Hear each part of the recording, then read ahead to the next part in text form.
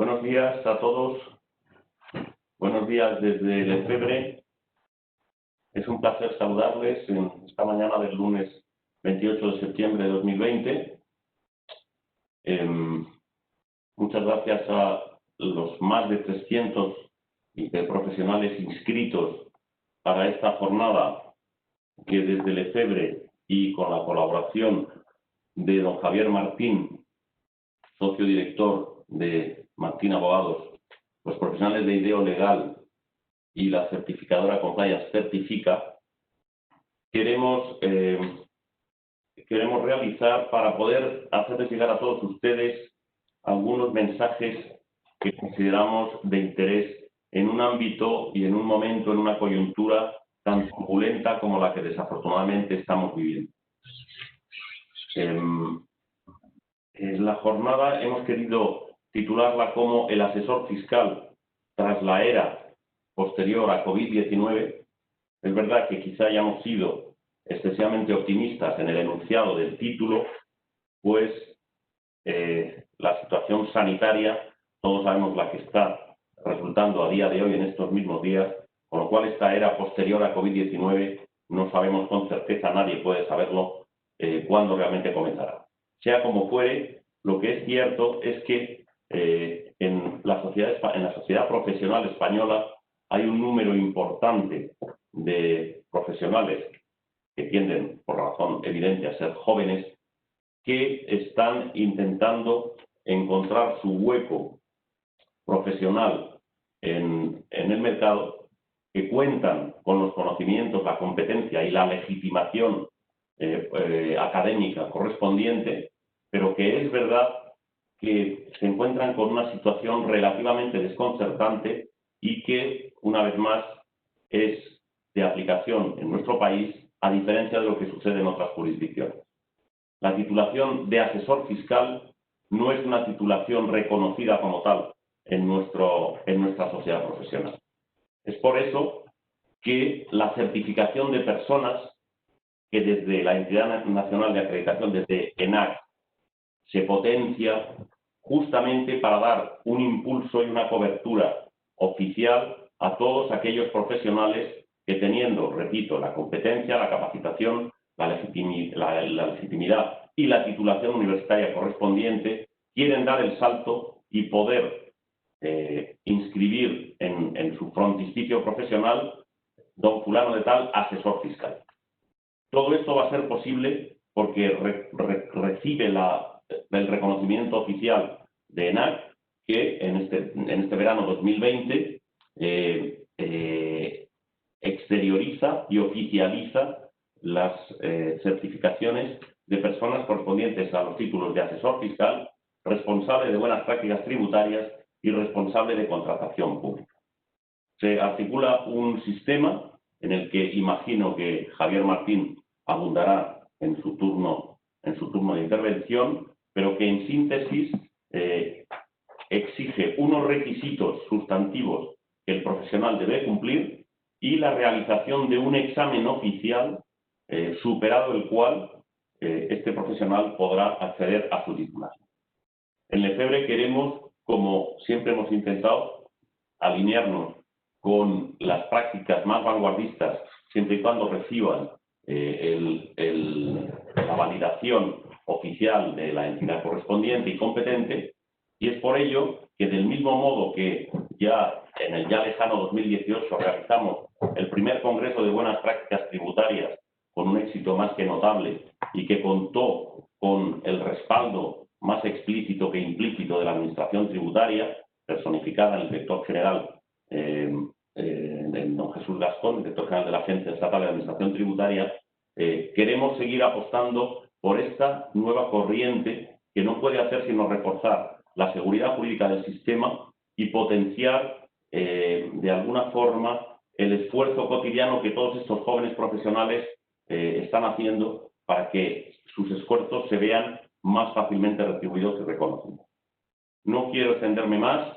Desde Lefebvre insisto en agradecer su presencia, más de 300 inscritos al otro lado de la pantalla, y doy paso y palabra a don Javier Martín para que inaugure su turno de intervención junto con don Jesús Rodríguez y don Eduardo Ferreiro.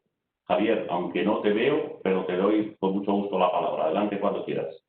Bueno, muchísimas gracias, Juan. Muchas gracias, como siempre, a Lefebvre por permitir a este grupo de profesionales de IDEO Legal, del Instituto de Estudios Fiscales y de Compliance Certifica el poder estar con vosotros, como tú dices, con más de 300 personas. Es sin duda una pena que tengamos que estar haciendo esta webinar por videoconferencia cuando a los que nos dedicamos a dar clases durante muchísimo tiempo, lo que nos gusta realmente es la cercanía. Pero bueno, para eso tenéis un chat que podéis utilizar y abriremos al final un turno de preguntas de las que vosotros consideréis oportunas.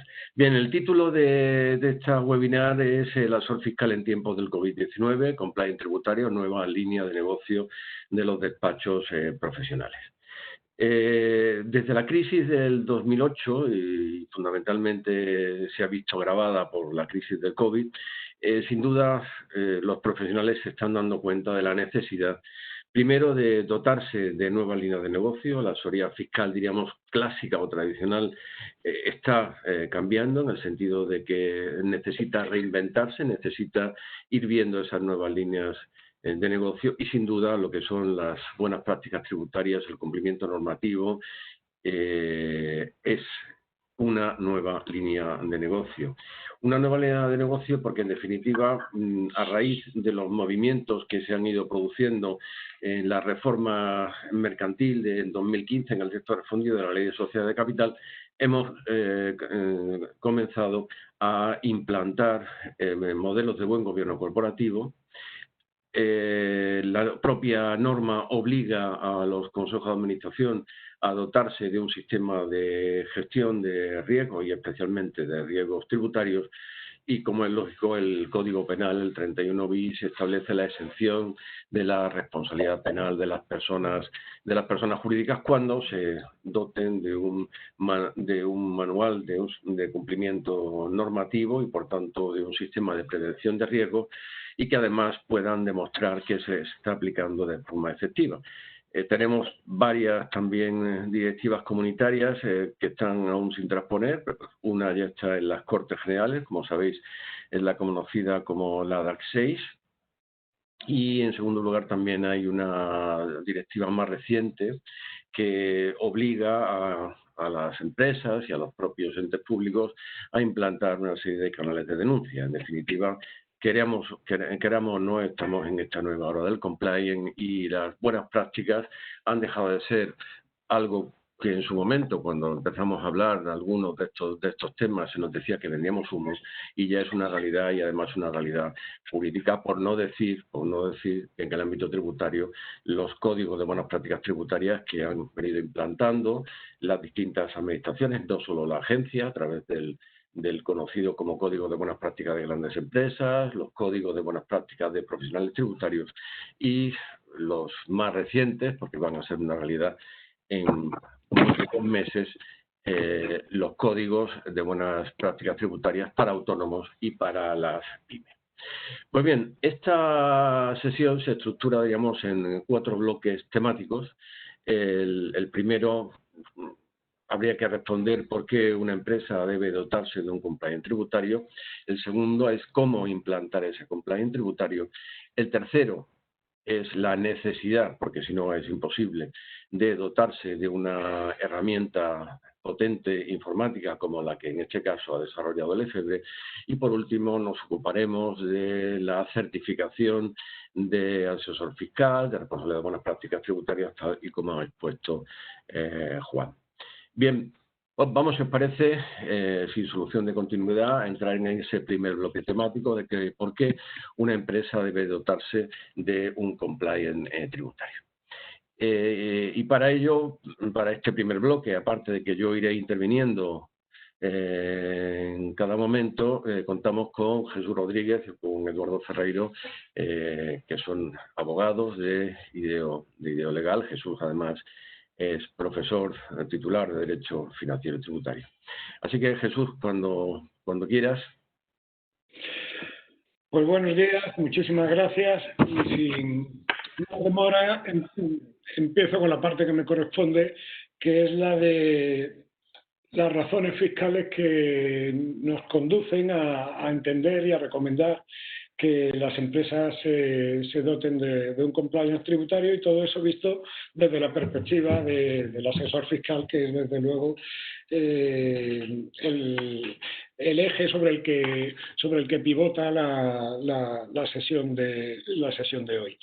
Creo que la razón principal que nos debe conducir a implantar en nuestras empresas un compliance, más allá de que constituya, y esto tampoco es nada desdeñable, una línea de negocio nueva para los despachos profesionales, digo que la principal razón que aconseja su introducción es que mejora enormemente la función fiscal de la empresa. A la hora de implantar un compliance tributario, y lo veremos en las siguientes intervenciones, una de las primeras tareas que hay que hacer es la elaboración de un mapa de riesgos de la empresa, donde analizamos en qué sector nos movemos y cuáles son los riesgos de carácter fiscal que afectan a nuestra organización, y establecemos luego, en función de ello y de la gravedad y de la probabilidad de que se produzcan esas contingencias, una serie de medidas para evitarlo. Y esto ya supone, per se, una revisión completa del funcionamiento de la función fiscal de la empresa, y ahí se suelen descubrir bastantes deficiencias en el funcionamiento que nosotros, como asesores fiscales, en colaboración con el responsable de buenas prácticas tributarias interno de la propia empresa, podemos ayudar a mejorar en gran medida. Digo que detectamos deficiencias que no solamente afectan al ámbito sustantivo, que también, sino también al ámbito organizativo. Por ejemplo, en muchísimas situaciones nos encontramos con que los departamentos de personal, a través de su política retributiva, están adoptando medidas que tienen una incidencia fiscal que ellos probablemente desconocen, en términos de retenciones, de la existencia de retribuciones en especie, y que quedan al margen del control de los responsables de la función fiscal, porque las adoptan de manera autónoma. O, por ejemplo, el departamento comercial, cuya preocupación es conseguir clientes y ventas, lo está haciendo de una forma que no nos permite tener una documentación de cuáles son las condiciones de ese cliente o el de compras con los proveedores, que nos garanticen que no vamos a tener ningún tipo de contingencia fiscal cuando operemos con estos sujetos. O ya desde el punto de vista no organizativo, sino sustantivo, pues nos hace replantearnos toda nuestra actuación fiscal, desde cómo amortizamos hasta si estamos aplicando todos los incentivos fiscales a los que tenemos derecho, o cómo documentamos nuestras operaciones, lo que nos va a servir luego de cara a la defensa de la empresa en un procedimiento de comprobación. Por lo tanto, yo creo que este ejercicio de hacer por primera vez y luego de manera periódica analizar cómo es la evolución de la empresa, nos permite tener un mejor conocimiento de en realidad cómo se está llevando a cabo el cumplimiento de las obligaciones tributarias, y de introducir desde luego muchísimas mejoras en dicho funcionamiento.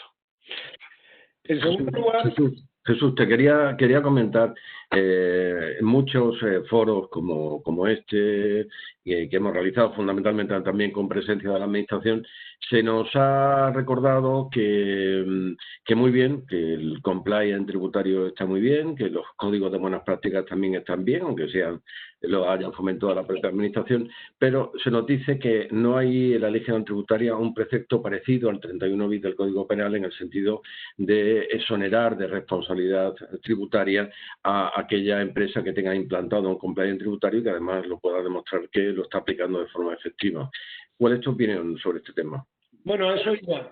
Sin dejar de recordar, antes que nada, que esa mejora de la función fiscal de la que acabo de hablar ya reduce significativamente los riesgos de que tengamos un problema de comisión de ilícitos. Podemos tener la posición que tengamos sustentada en criterios jurídicos, pero eso probablemente no nos conduzca a cometer ilícitos, sino que tendremos una posición interpretativa defendible frente a la Administración. Pero yendo a lo que me preguntaba Javier, desde el punto de vista penal lo tenemos claro, tú lo has dicho hace un rato, tenemos el artículo 31 bis que implantando un compliance nos vemos libres la persona jurídica o puede quedar exonerada de responsabilidad penal por comisión de delito fiscal. Está muy de moda los compliance penales que abarcan todos los delitos que según el Código Penal pueden cometer las personas jurídicas, pero desde luego el delito a la que todas las sociedades se encuentran con un riesgo indudable es el delito fiscal. De ese no hay dudas de que todas lo pueden cometer. Por lo tanto, blindarnos desde el punto de vista penal de la responsabilidad de la persona jurídica ya es un dato muy relevante y además exige una especialización a la que los compliance de carácter penal hecho por penalistas normalmente no llegan o no llegan con la profusión y con el detalle y con la cualificación técnica a la que debieran. Desde el punto de vista de las infracciones administrativas, que era lo que preguntaba Javier, es cierto que la Administración tributaria muestra reticencia a que la implantación de un compliance, y estamos hablando siempre de la implantación seria, no de una implantación de carácter meramente formal para cubrir el expediente, en principio no liberaría de responsabilidad por infracciones tributarias porque no hay ningún precepto en la Ley General Tributaria que sea similar a ese 31 bis del Código Penal que establece expresamente la exención de responsabilidad. Pero se olvida así que sí existe en la Ley General Tributaria un precepto que dice que no existe responsabilidad por infracciones tributarias para quienes hayan puesto la diligencia necesaria, la diligencia debida en el cumplimiento de tus obligaciones tributarias. Y la implantación de un sistema de compliance tributario que puede tener alguna falla y de ahí que nos coloquemos en una situación de incumplimiento, porque ningún sistema humano es perfecto, pero desde luego sí pone de manifiesto una clara voluntad de la organización por cumplir diligentemente las obligaciones tributarias. Y desde ese punto de vista, el tiempo lo dirá, porque esto tiene que arrancar en la práctica con mayor profusión y enfrentarnos a la Administración tributaria y posteriormente a los tribunales, pero yo estoy absolutamente seguro de que el propio principio de culpabilidad plasmado en ese artículo de la Ley General Tributaria excluye la comisión de infracciones tributarias cuando se está haciendo todo lo humanamente posible por la detección y prevención de los incumplimientos. No se me ocurre un mejor ejemplo de aplicar el sistema tributario con la diligencia debida, vamos. Es que además, Jesús, evidentemente se está produciendo últimamente en los expedientes sancionadores en materia tributaria, en materia administrativa, una situación un poco kafkiana, y es que prácticamente se le pide al contribuyente una especie de prueba diabólica diciendo, oiga, demuestre usted que efectivamente ha aplicado usted la diligencia, la mínima diligencia debida, ¿no? Entonces yo creo que, sinceramente, el compliance tributario es la única forma que tenemos para podernos oponer a esos expedientes sancionadores. Bueno, muchos de los que nos estáis viendo conocéis a Jesús Rodríguez. Jesús Rodríguez tiene dos libros que publicó el Lefebvre sobre dos temas que ahora él va a desarrollar. Él es un experto en la llamada teoría del conocimiento en el IVA y también ha sido la primera persona que publicó un sesudo librito sobre las aplicaciones de la DAC 6. Así que Jesús, te dejo con esos dos temas. Sí, bueno, son otros dos temas colaterales y no porque yo los conozca, sino porque es un poco la realidad de que el compliance también nos brinda una protección frente a un par de herramientas en manos de la Administración tributaria que pueden generarnos problemas. En principio, en primer lugar, y no solamente me voy a referir a la teoría del conocimiento, sino que de forma más amplia yo hablaría de la asunción de responsabilidades por parte de una empresa como consecuencia de la conducta de terceros. Esto cada vez lo tenemos más encima de la mesa. Y es que no se trata ya de que tú cumplas debidamente con tus obligaciones tributarias, sino que se nos ha impuesto un deber de diligencia, casi de vigilancia del mercado, de los clientes y proveedores con los que operamos, para que de manera que en caso de que no despleguemos esa actitud diligente casi de vigilancia de cuánto de regulares son en el cumplimiento de sus obligaciones tributarias estos clientes y proveedores, podemos pechar con las consecuencias de esos incumplimientos de terceros. Y frente a esto también nos brinda apoyo la implantación del sistema de cumplimiento normativo en materia tributaria, porque entre otras cosas lo primero que hay que hacer cuando se contrata con un cliente o con un proveedor es realizar un análisis previo de que está al corriente de sus obligaciones tributarias, de que tiene una situación mercantil regular, de que deposita sus cuentas, de que tiene vigentes sus cargos, de que incluso tiene instalaciones y personal que son suficientes para el desarrollo de la actividad que dice desarrollar, y eso nos evita el caso paradigmático, desde luego, la teoría del conocimiento en IVA, donde el fraude cometido por tu proveedor, si te vende y no ingresa el IVA, te puede determinar la denegación del derecho a reducción de las cuotas soportadas, y si se trata de un cliente intracomunitario al que le vendemos, pues tenemos que hacernos con la prueba del transporte especialmente reforzada tras la transposición de la directiva que ha tenido lugar durante 2020, donde ya se nos tasan los documentos con los que tenemos que tener a nuestra disposición para que opere una presunción de que el transporte se ha producido, y ya no basta solo con el CMR, sino que es el CMR y algo más, dependiendo de que el transporte haya sido gestionado por ti mismo o por tu cliente. En este segundo caso se imponen obligaciones de documentación adicionales. En definitiva, y yo creo que este es el mensaje, estamos cada vez más en que no solamente hay que ser honrado uno fiscalmente, sino que encima tienes que cuidarte de contratar con operadores legales en el mercado. No es que lo esté diciendo yo, lo dice el Tribunal Supremo, tal vez en una aplicación muy estricta de la teoría del conocimiento, estableciendo el deber de las empresas de conocer quiénes son sus proveedores. Lo dice respecto de los proveedores expresamente. Y en segundo lugar, ha venido un nuevo fenómeno porque yo creo que es para quedarse, limitado en el caso español en la transposición que se ha hecho solamente a operaciones con efecto transfronterizo, pero que en otros países como Reino Unido, Portugal, se aplica también en operaciones internas, y aquí llegará. Yo creo que se está haciendo un ejercicio prudente de transposición de la directiva, pero que una vez que se constate que funciona debidamente se extenderá a todo tipo de obligaciones. Y son las obligaciones de información que recaen primariamente sobre nosotros, sobre los asesores fiscales, de notificar a la agencia tributaria aquellos esquemas que presentan determinados indicios de planificación fiscal agresiva, tanto como cobrar a porcentaje de la ventaja fiscal que está proporcionando nuestro asesoramiento, por ejemplo.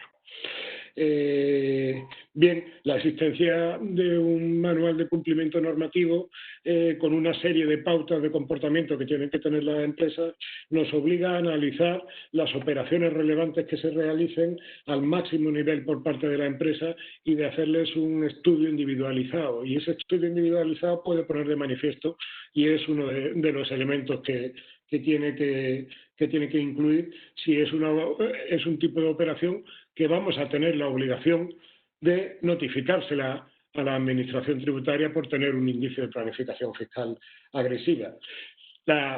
El hecho de realizar este análisis previo y este estudio de la operación me permitirá configurarla de otro modo o abandonarla en caso de que constituya un presupuesto de hecho de la aplicación de la DAC 6, porque nadie va a querer, como es lógico, notificar este tipo de operaciones que ya tienen un tufillo de estar hechos con una finalidad no diré de evasión, pero sí al menos de elusión fiscal. Y por último, creo que la última de las razones es más de largo plazo, y es que permitirá la implantación de los sistemas de cumplimiento normativo en materia tributaria a las empresas mejorar su relación con la administración tributaria. En esto hay mucha gente descreída, y lo entiendo, porque en muchísimas ocasiones la administración tributaria va mucho más lenta de lo que sería deseable en dar pasos hacia la implantación de una relación más amigable o más cooperativa con las empresas. Pero por una mera cuestión de eficiencia en el uso de los recursos públicos, la agencia tributaria tendrá que dar paso en ese sentido, como ya lo han hecho las administraciones tributarias de países como el Reino Unido, Holanda, en fin. Que es simplemente, digo, de la eficiencia en el uso de los recursos públicos, porque se trata de centrarse en las labores inquisitivas y represoras en aquellos contribuyentes que presentan un perfil de riesgo alto. Se trata, en definitiva, de segmentar a los contribuyentes en función de su riesgo y de gastar menos recursos en inspecciones en aquellos que expresen claras muestras de que cumplen o tienen la intención de cumplir con diligencia sus obligaciones tributarias. Y desde este punto de vista, la implantación de sistemas de cumplimiento normativo a disposición de la administración tributaria y plenamente transparentes, creo que será un factor en el futuro que haga que nos segmenten como empresas de bajo riesgo y, por lo tanto, sometidos a una especie de monitoreo sin actuaciones de carácter tan agresivas, tan inquisitivas, tan represoras como constituyen las inspecciones. Como podéis ver, son un conjunto de ventajas. Insisto en la primera, y es que nos mejorará el funcionamiento de la función fiscal, y de ahí se derivan todas las demás. Algunas tendrá que pasar todavía un tiempo para que se vea su verdadera utilidad, pero en todo caso ayudar a las empresas a las que asesoramos a tener mejor controlados sus riesgos fiscales, a asumir cuáles son los que quieres correr y los que no, y a prevenir y a evitar aquellos que no estás dispuesto a asumir, ya constituye una razón suficientemente seria como para que promovamos que nuestros clientes den este salto hacia el autocumplimiento, hacia la autoimposición de deberes de cumplimiento en materia tributaria. Bueno, efectivamente, como tú planteas, desde el punto de vista también del asesor fiscal, los códigos de buenas prácticas tributarias que se aprobaron en julio del año pasado, tanto para las asociaciones y colegios profesionales como también para los propios asesores fiscales, ponen de manifiesto que tienen una virtualidad, y la virtualidad añadida es que, en definitiva, segmenta también a los propios asesores que suscriban los códigos. De hecho, las asociaciones están negociando con la agencia, y la agencia, si no llega a ser por el COVID, ya estaría implantado. Lo que se está planteando, en definitiva, es que exista un tratamiento más personalizado a ese grupo de asesores que tengan suscrito el código que al resto, ¿no? Entonces, también quiero decir que, bueno, desde muchos ámbitos de la asesoría fiscal, pues se han puesto un poco en solfa el modelo de código de buenas prácticas para los fiscales. Dice que eso va en contra del secreto profesional, etcétera. Sinceramente, tanto Jesús como yo, como el resto de compañeros que están hoy en esta webinar, sí, lo hemos leído con sumo detenimiento, y lógicamente no hay nada, no obliga al asesor fiscal a nada que ya no esté obligado por su propia deontología profesional o por la normativa tributaria. Para terminar este primer bloque, vamos a entrar en un tema que está preocupando cada vez más a los asesores fiscales, y es que muchos clientes, fundamentalmente ante un mal asesoramiento, o ante considerar que han tenido un mal asesoramiento, o ante un asesoramiento de un tercero que lo único que trata es de quitarle el trabajo a otro compañero, pues se dedican a plantear acciones de responsabilidad civil contra el asesor fiscal. Y este es un tema que Eduardo Ferreiro lo tiene perfectamente estudiado, y le voy a pedir a Eduardo que nos haga una visión general de en qué situación estamos y cuáles son, en definitiva, pues los cortafuegos que tenemos que implantar en nuestra actuación profesional. Eduardo, cuando quieras. Hola, buenos días a todos y muchas gracias. Pues bien, como bien ha dicho Javier, yo voy a hablar de la parte que menos le gusta ir a un asesor fiscal, que en este caso es su responsabilidad, no la penal ni la tributaria, que ya han sido indicadas antes, sino en este caso la civil. La responsabilidad civil procede pues, de una mala praxis del asesor a la hora de una mala ejecución de sus trabajos a la hora de prestar sus servicios al cliente y que le causa un perjuicio. Es una responsabilidad que tiene carácter interno a la relación profesional existente entre el asesor y su cliente y, por tanto, tiene un origen contractual. En este sentido, yo creo que es necesario hacer una breve aproximación de ante qué tipo de contrato nos encontramos. Nos encontramos un contrato de arrendamiento de servicios previsto en el 1544 del Código Civil, en virtud del cual el asesor se obliga, a cambio de una remuneración, a prestar los servicios, desplegando su actividad profesional con la debida diligencia, de acuerdo con las leyes y la lex artis. Por tanto, ¿cuándo se incurre en responsabilidad? Pues se incurre en responsabilidad aquel asesor fiscal que simple y llanamente haya actuado sin la diligencia exigible. Y esto es por aplicación del artículo 1101 del Código Civil, en virtud del cual quedan sujetos a la indemnización de los daños y perjuicios causados los que en el cumplimiento de sus obligaciones incurrieren en dolo, negligencia o morosidad. ¿Qué requisitos, que es lo que más nos preocupa a todos, qué requisitos se exigen judicialmente, jurisprudencialmente, para la concurrencia, para estimar una reclamación de responsabilidad civil contra un asesor fiscal? En primer lugar, la existencia, como es obvia, de una relación contractual entre el asesor y el cliente. Esta relación contractual, y creo que es importante decirlo, debido al principio de libertad de forma que rige con carácter general en nuestro ordenamiento jurídico, conlleva que nazca en el mismo momento en el que el cliente hace el encargo o la solicitud de asesoramiento y el asesor la acepta, sin necesidad de que se formalice de ningún modo. Por tanto, la existencia o no de un documento en el que se recoja el contenido del encargo profesional únicamente va a tener de cara a la mayor o menor facilidad probatoria de cuál era el contenido, el alcance de esa obligación del profesional, pero nunca tiene efecto alguno, no tiene efectos constitutivos respecto del nacimiento del contrato. Insisto, porque es un contrato sin que no requiere una forma expresa, una forma concreta. El segundo de los requisitos que la jurisprudencia exige para apreciar la responsabilidad civil de un asesor fiscal e incluso de un abogado sería la existencia de una acción u omisión culposa en el cumplimiento de su obligación contractual, es decir, un incumplimiento o un cumplimiento defectuoso de su obligación profesional y que sea imputable al asesor por dolo o culpa. En relación a esta cuestión y volviendo a la naturaleza del contrato de arrendamiento de servicios que une al asesor con el cliente, debemos recordar que estamos ante una obligación de medios o de actividad y no de resultado, de tal forma que con que actúe conforme a la lex artis, con que actúe diligentemente, quedará libre de responsabilidad, porque no se le exige la obtención de un fin, sino por unos medios, unos conocimientos necesarios para su obtención.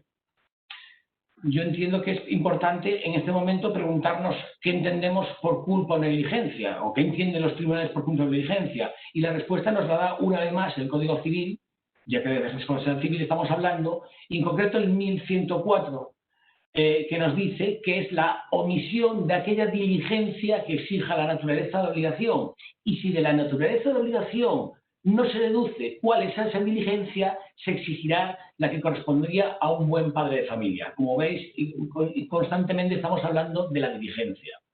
Ahora bien, en el caso del asesor, la diligencia de actuar conforme como un buen padre de familia es mayor aún si cabe, pues no se le exige al asesor y al abogado como profesionales, no se le exige una exigencia genérica, la genérica del 1104, sino una declaración jurisprudencial que es específica y cualificada, dado que al asesor se le presuponen una serie de conocimientos, como experto en la materia que son precisamente los que motivaron el nacimiento de la relación contractual entre el asesor y el cliente. El tercer requisito que la jurisprudencia exige para apreciar la responsabilidad civil sería la existencia de un daño. Obviamente, sin daño no existe responsabilidad alguna. Pero en relación a este requisito me gustaría puntualizar que el daño causado al cliente no se circunscribe solo al daño emergente, como pudieran ser las sanciones, los intereses de demora o los recargos, sino también, y en virtud de la denominada doctrina de la pérdida de oportunidad, se responde, el asesor incurre en responsabilidad, respondería también por aquellos actos que conlleven para el cliente la pérdida de un beneficio fiscal, como podría suponer en el caso de omitir una desgravación. Y por último, también hay que tener en cuenta que tampoco cabe descartar que quepa dentro de la responsabilidad civil la responsabilidad alcance al daño moral, cuando éste sea indemnizable económicamente, que lo es en la mayoría de los casos. Finalmente, el último de los requisitos exigidos por la jurisprudencia, y que es el que más relevancia tiene a los efectos de la responsabilidad civil y del análisis que estamos realizando, es el nexo causal. Es el nexo causal entre la acción y la omisión y el daño. Es decir, que de esta acción o omisión se desprenda este daño. Y digo que es el más importante porque debemos hacer especial hincapié en la distribución de la carga de la prueba. La jurisprudencia exige que aquel que reclame la indemnización debe acreditar que los daños sufridos sean atribuibles a la actuación profesional negligente. Y eso es así porque estamos ante una responsabilidad subjetiva de carácter contractual. Por tanto, quien debe probar la falta de diligencia, el nexo de causalidad y la existencia que alcance el daño es la parte que reclama, dado que, por su carácter subjetivo, no opera la inversión de la carga de la prueba, como sucedería en caso de tratarse de una responsabilidad objetiva. Ahora bien, y esto es muy importante, para apreciar el nexo de causalidad se aplica la llamada imputación objetiva. ¿En qué consiste esto? Pues es una valoración jurídica para determinar si, una vez acreditada la negligencia, se le puede achacar el daño producido con arreglo a los criterios de imputabilidad derivados de las circunstancias que rodean el ejercicio de la profesión. Estas circunstancias han de contemplarse desde un punto de vista de su regulación jurídica, la regulación jurídica que atañe al asesor fiscal, y la previsibilidad del daño, de acuerdo con las reglas de la experiencia y atendida la naturaleza del encargo recibido. Es decir, se trata de una responsabilidad subjetiva, pero en cierto modo, a la hora de determinar si existe nexo causal, se hace abstracción de la prueba y se valora de una forma objetiva si a una conducta determinada se le puede imputar un daño. Y es también igualmente destacable que el asesor es quien debe rendir cuentas de su actividad y en consecuencia de que cumplió la prestación y cómo la cumplió. Por tanto, una vez acreditada la relación contractual y el daño, en la práctica, en un procedimiento judicial, es el asesor quien debe probar que actuó con la diligencia exigible a su profesión. En caso contrario, se verá afectado por la reclamación efectuada en su contra. Pues bien, puesto todo esto en relación con la materia que nos ocupa, y como hemos visto, por muy subjetiva que sea la responsabilidad civil del asesor ante una reclamación, ha de ser él quien acredite que actuó correctamente, demostrando que lo hizo como un buen profesional. ¿Qué podemos hacer para evitar o cuando menos reducir este riesgo? Pues miren, mis compañeros ya comentaron que el artículo 31 bis del Código Penal exime de la responsabilidad penal a aquellas personas jurídicas cuando el órgano de administración haya adoptado sistemas de vigilancia y control, un compliance penal. Pues bien, del mismo modo, entiendo yo que del mismo modo que la implementación de un programa de compliance reduce o elimina el riesgo de incurrir en responsabilidad penal, la implementación de un programa tributario, de un compliance tributario, reduciría el riesgo de incurrir en la responsabilidad civil frente al cliente, la contractual. En primer lugar, porque el asesor que aconseja a su cliente la implementación de un programa de compliance estará dotándolo de una herramienta eficaz y que en un futuro no muy lejano será imprescindible o cuando menos muy recomendable. Y puede ser una prueba objetiva de estar actuando de la mejor forma prevista en la defensa de los intereses del cliente, conforme a la diligencia exigible para un profesional avezado. Recordemos que aquel profesional, lo decíamos antes, que actúe con diligencia está exento de responsabilidad. Y en segundo lugar, porque si el asesor dota a su cliente de un sistema de compliance tributario, le recomienda su implementación y contribuye activamente a ello, facilitando formación en su personal, y pese a ello, el cliente, de forma consciente y voluntaria, elude los controles, el modelo de organización, la prevención que el propio asesor ha implementado para la empresa, ello podría operar como una especie de excusa absolutoria respecto del responsable del asesor y además una excusa absolutoria documentada. Podríamos acreditar que hemos asesorado diligentemente y podemos acreditar que ha sido el cliente el que se ha saltado los propios controles que el asesor ha impuesto. Y digo esto porque si bien en materia tributaria, como comentaban antes, no existe una norma equivalente al 31 bis del Código Penal, por aplicación analógica, yo considero que no sería para nada descabellado invocar esta excepción en el caso de una reclamación de responsabilidad civil.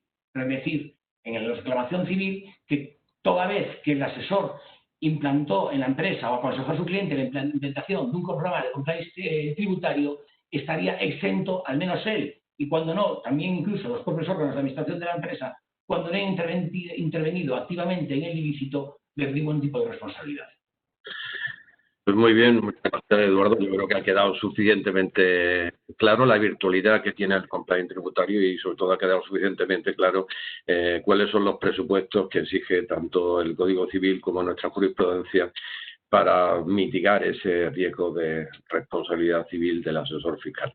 Bien, vamos a entrar, si os parece, en el segundo bloque de esta webinar, que son los pasos para implantar un compliance tributario. Y aquí contamos con Juan Manuel Verdú, que es una persona que lleva mucho tiempo en Ideo Legal en el despacho, implantando compliance tributario.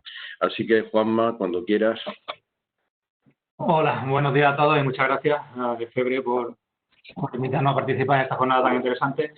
Y bueno, como ha dicho Javier, yo voy a hablar de los pasos a seguir para implantar este sistema de gestión de cumplimiento tributario en la empresa. En este caso, bueno, pues viéndolo desde el punto de vista de nosotros, de los asesores fiscales, que podamos ir a implantar este sistema de gestión a algunos de nuestros clientes, o bien porque, como ya se ha dicho anteriormente, aquí sale un área de negocio nueva y que puede interesarnos para ir a buscar clientes que directamente lo que nos piden es que le implantemos este sistema de gestión.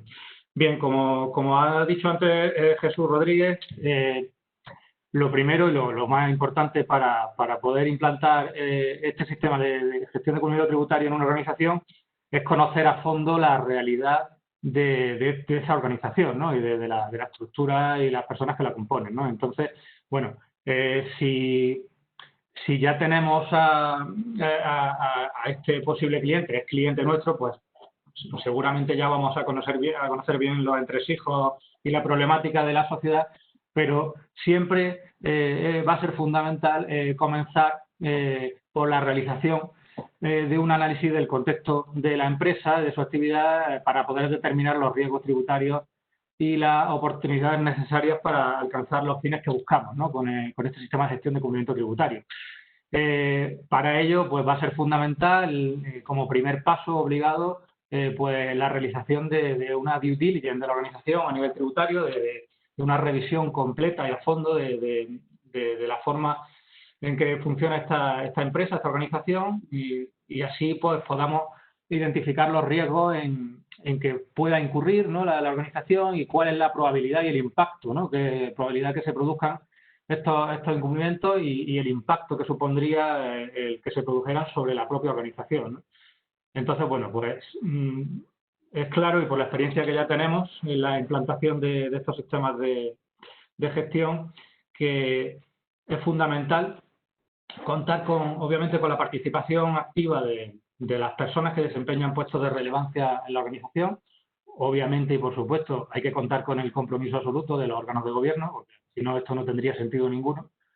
Y también pues hay que sentarse y hablar con los responsables de los diferentes departamentos que pueden afectar al cumplimiento tributario, ¿no? Como ya Jesús Rodríguez ha comentado antes, pues hay muchos departamentos, muchos puestos dentro del organigrama de una empresa que por su desempeño, por su actividad, la parte a que se dedican dentro de la actividad de la empresa, pues pueden incidir obviamente en que existan riesgos, en que se produzcan incumplimientos, pues por una mala práctica o por saltarse procedimientos o por desconocimiento muchas veces de la normativa tributaria que hay que aplicar, y que, bueno, pues con esta revisión y con estas entrevistas que vamos a tener con las personas que forman parte del organigrama en los puestos clave, pues nos va a dar una idea muy consistente y muy buena de dónde tenemos que enfocar, ¿no? el sistema de gestión de cumplimiento tributario para detectar los riesgos con la precocidad necesaria, ¿no? Así, bueno, pues ya digo, consideramos fundamental mantener reuniones desde el inicio, pues aparte de con el órgano de administración, por supuesto, pues con la gerencia, con la dirección financiera, si existe, el departamento de contabilidad, la persona que esté en la administración, los responsables de compra o de venta, todas esas personas que están en puestos clave que pueden generar riesgos, ¿no? El análisis del contexto en el que se desenvuelve la organización, el tipo de negocio que sea, el sector en el que interviene, pues la política comercial y financiera que desarrolle, el área geográfica donde actúa, ¿no? Pues todo esto nos permitirá elaborar con fiabilidad, a partir de esa revisión, el pilar clave, ¿no?, de este sistema de cumplimiento tributario, que va a ser el mapa de riesgos, ¿no? El mapa de riesgos que al final va a ser lo que nos permita, pues, la detección de riesgos, la prevención de los mismos y la implantación de mecanismos para minimizar los incumplimientos y un poco, pues, que nos marquen los pasos a seguir para corregir, pues, aquellos incumplimientos que se produzcan, ¿no?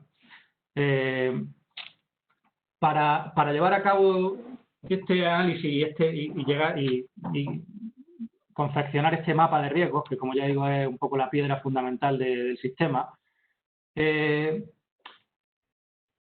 vamos a tener que usar, y lo más útil es utilizar unos cuestionarios, unos checklists que nos van a permitir ir repasando, por un lado, nosotros mismos, si ya conocemos y nos hemos empapado un poco de la idiosincrasia de la empresa, del sector en el que desarrolla su actividad, vamos a poder ya nosotros hacer un análisis con esos cuestionarios, esos checklists, de los distintos, analizando tributo por tributo y dentro de toda la normativa del sistema tributario, viendo dónde pueden estar los puntos de mayor riesgo, ¿vale? Y a su vez, esos mismos cuestionarios es muy útil y es fundamental que también los facilitemos, lo hagamos, lo metamos a las personas con un puesto relevante en la organización a estos cuestionarios, para que ellos también nos den su visión subjetiva, desde el conocimiento que tienen de su posición dentro de la estructura, del organigrama de la empresa, en las diferentes áreas donde ellos actúan, donde ven mayores o menores riesgos, ¿no? Y así, entre la valoración que hagan estas personas que forman parte de la organización y la que podemos hacer nosotros desde fuera, con el conocimiento que además tenemos, pues nos va a dar como resultado un mapa de riesgo en el que vamos a tener una valoración dentro de la subjetividad, bueno, pues intentando que sea lo más objetiva posible para identificar claramente esos riesgos y las pautas de conducta que tenemos que hacer que tenemos que seguir para evitarlos o para detectarlos antes de que se produzcan, ¿no? En este sentido, y como ahora veréis a continuación, cuando os muestren el software que ha elaborado Lefebvre, que es un software espectacular, Centinela Tributario, pues este propio software ya cuenta con estos cuestionarios de los que estoy hablando, para poder elaborar este mapa de riesgos, poder hacer la valoración, o sea que puede ir completando este cuestionario, ir haciendo la valoración y luego él te va a generar este informe con el mapa de riesgo, aplicando la matriz de valoración en la que se basa el mismo, ¿no?, y que ya tiene el programa incorporado. Así, y siguiendo un poco lo que establece la norma 1 19602, nos vamos a basar en una clasificación que distingue entre riesgos menores que bajos, medios o altos, y vamos a determinar si hay un riesgo de una u otra característica, teniendo en cuenta una matriz de doble entrada que nos habla de, por un lado, la probabilidad de que se produzca ese riesgo, si es muy improbable, es improbable, es probable o es muy probable que se produzca, y eso a su vez relacionado con el impacto que ese riesgo que es probable que se produzca, qué impacto supondría sobre la organización. Si puede ser un impacto nulo, porque no es nada relevante, aunque se produzca ese incumplimiento, o que tenga un impacto pequeño, un impacto elevado o muy elevado, ¿no? Entonces, pues cuanto más ascendemos en las dos entradas, ¿no?, de esta matriz, pues obviamente tendremos una clasificación del riesgo más alta, y en ese tipo de conductas detectadas, en este análisis que hacemos y que nos da este mapa de riesgo, pues donde tendremos que poner realmente, sobre todo, el punto de mira para desarrollar procedimientos y medidas que permitan evitar que se produzcan esos incumplimientos y en el caso de que se produzcan, pues de establecer las medidas correctivas, la forma de solucionarlos lo más rápido posible y evitar que se vuelvan a reproducir, ¿vale? Es importante también, como ha comentado Jesús, que este mapa de riesgo, este análisis que hacemos inicial, no constituya un documento estático, que se haga inicialmente, nosotros analicemos la sociedad, su problemática y sus riesgos y lo dejemos ahí, porque una cosa que es obvia y que es común a todos los sistemas de gestión, no solo al de cumplimiento tributario, es que estos sistemas están hechos para que sean vivos y que propicien una mejora continua, ¿no?, del sistema. Es fundamental eso y, por lo tanto, va a ser necesario que periódicamente se establezca una revisión de esta evaluación, de este mapa de riesgos que hacemos, que el propio manual, como ahora hablaremos, deberá prever esa frecuencia, y siempre además teniendo en cuenta que hay ciertos casos en los que vamos a tener que hacer esta revisión, aunque no tocase, ¿no? Y estos van a ser concretamente cuando existan cambios significativos en la estructura o en las actividades de la organización, cuando existan cambios en los requisitos de cumplimiento normativo, en la normativa de compliance, obviamente cuando existan incumplimientos y veamos que pues el análisis que hemos hecho a lo mejor ha fallado, se nos ha escapado algún riesgo o lo habíamos valorado con una gravedad menor de la que realmente se ha puesto manifiesto posteriormente. Y finalmente, cuando existan modificaciones, obviamente cuando existan modificaciones relevantes en la normativa aplicable, la normativa tributaria aplicable, así como en la jurisprudencia o los criterios administrativos en aspectos de interpretación, ¿no? Muy importante también, con respecto a esta evaluación, a este mapa de riesgos que hay que hacer inicialmente, que exista información documentada. Como en todo sistema de gestión, pues es fundamental documentar toda la información, todo lo que se maneja en este sistema tiene que tener un soporte documental de forma que sea comprobable, ¿no? Y por lo tanto, pues es imprescindible que el responsable de buenas prácticas tributarias mantenga documentación pues de la identificación, del análisis, de la evaluación de los riesgos tributarios, y así también como de la metodología y de los criterios utilizados para realizar esta valoración, ¿no? Como ya decía, bueno, pues y ahora veréis, nos parece que el software, contar con un software potente de compliance tributario es fundamental. Para esto nos va a ayudar muchísimo como asesores a implantar en las organizaciones de nuestros clientes estos sistemas de gestión y pues qué duda cabe que como ahora veréis, el centinela tributario pues nos parece una herramienta fundamental, ¿no? Una vez que tenemos claro la evaluación que hacemos, el mapa de riesgos que nos va a determinar un poco dónde están las principales cuestiones o los principales riesgos dentro de la organización a la que estamos implantando el sistema, todo esto lo vamos a tener que plasmar en un documento fundamental en el sistema de gestión, que es el manual de buenas prácticas tributarias.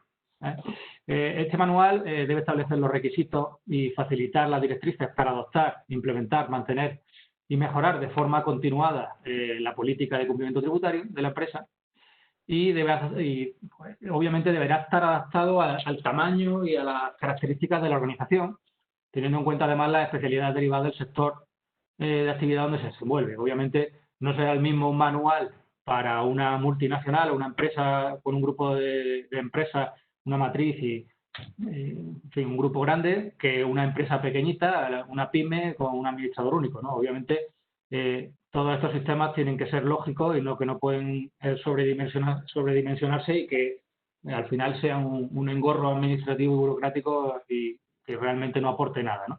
Por lo tanto, hay que dimensionar bien el sistema que se diseña para implantar en nuestros clientes y pues dependerá, como digo, de todas estas cuestiones, ¿no?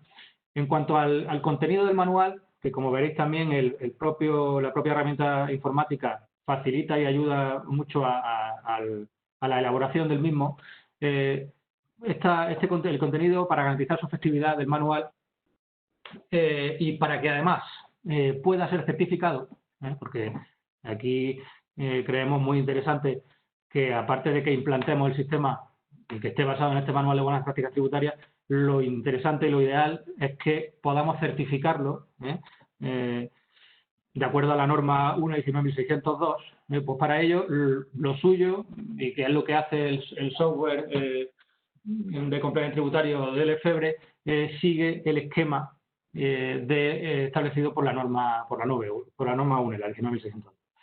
Para ello, además de utilizar los términos y definiciones que establece la norma, pues debe incluir una serie de apartados que son fundamentales, ¿no? Y que si de otra manera no conseguiríamos la certificación, no estaríamos homologados. Este contenido, pues al final son, por un lado, tiene que incluir la descripción y el contexto de la organización, o sea, los datos básicos de la empresa en sí. Por otra parte, tiene que dedicar un apartado a hablar del liderazgo, de los órganos de gobierno de la organización, tiene que nombrar e identificar al responsable de buenas prácticas tributarias. En el caso de que exista alta dirección, pues también tiene que estar incluida ahí sus competencias, su posicionamiento en el organigrama y obviamente pues todos los roles y responsabilidades que cada uno de ellos desempeña, ¿no? Eso es fundamental también. Por otra parte, tiene que hablar de los elementos de apoyo con que cuenta el sistema, ¿eh? O sea, hay que hablar de la cultura de cumplimiento tributario que los órganos de gobierno quieren implantar en su empresa. Hay que hablar de cómo se mide el cumplimiento tributario, cómo se evalúa.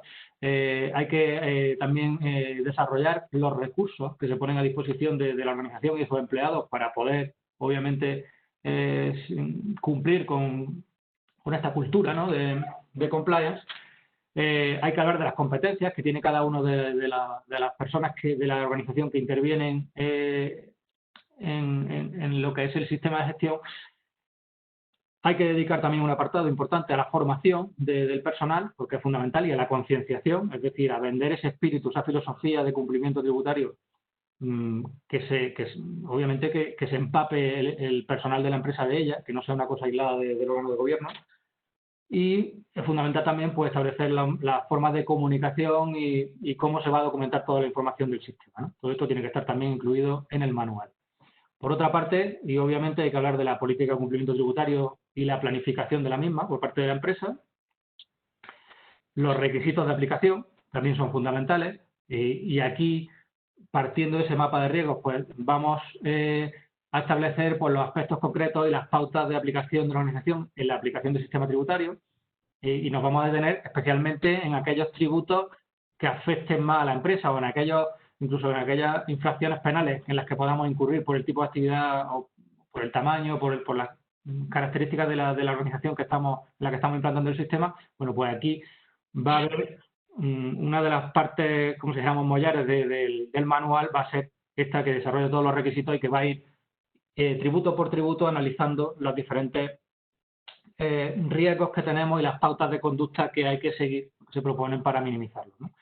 Y finalmente, también el manual deberá incluir un apartado dedicado a los procesos de control, en la que se incluya una planificación de estos procesos para controlar el cumplimiento de los requisitos del sistema de gestión y controlando que se actúe con la diligencia debida, que se desarrollen controles financieros, no financieros, se desarrollen controles sobre otras organizaciones que pueden incidir en nuestro cumplimiento tributario, ya sean otras empresas del grupo o con proveedores, clientes, etcétera, como antes comentaba Jesús Rodríguez.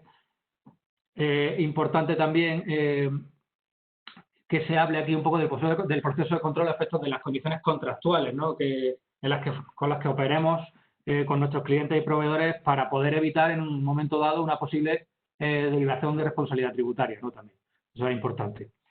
Bien, otra cosa que tiene que incluir el manual, que ya lo hemos citado antes y que obviamente es fundamental, es el nombramiento del responsable de buenas prácticas tributarias.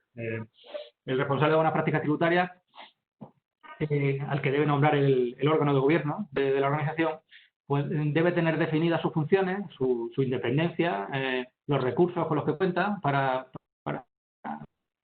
implantar, para controlar y hacer efectivo ese sistema de gestión de cumplimiento tributario, y debe tener claro también, debe estar establecido claramente en el manual cómo se articula su acceso al órgano de gobierno para transmitirle pues todas las incidencias que vaya detectando y cómo se sitúa, cuál es su posición en la organización, ¿no?, dentro de la organización.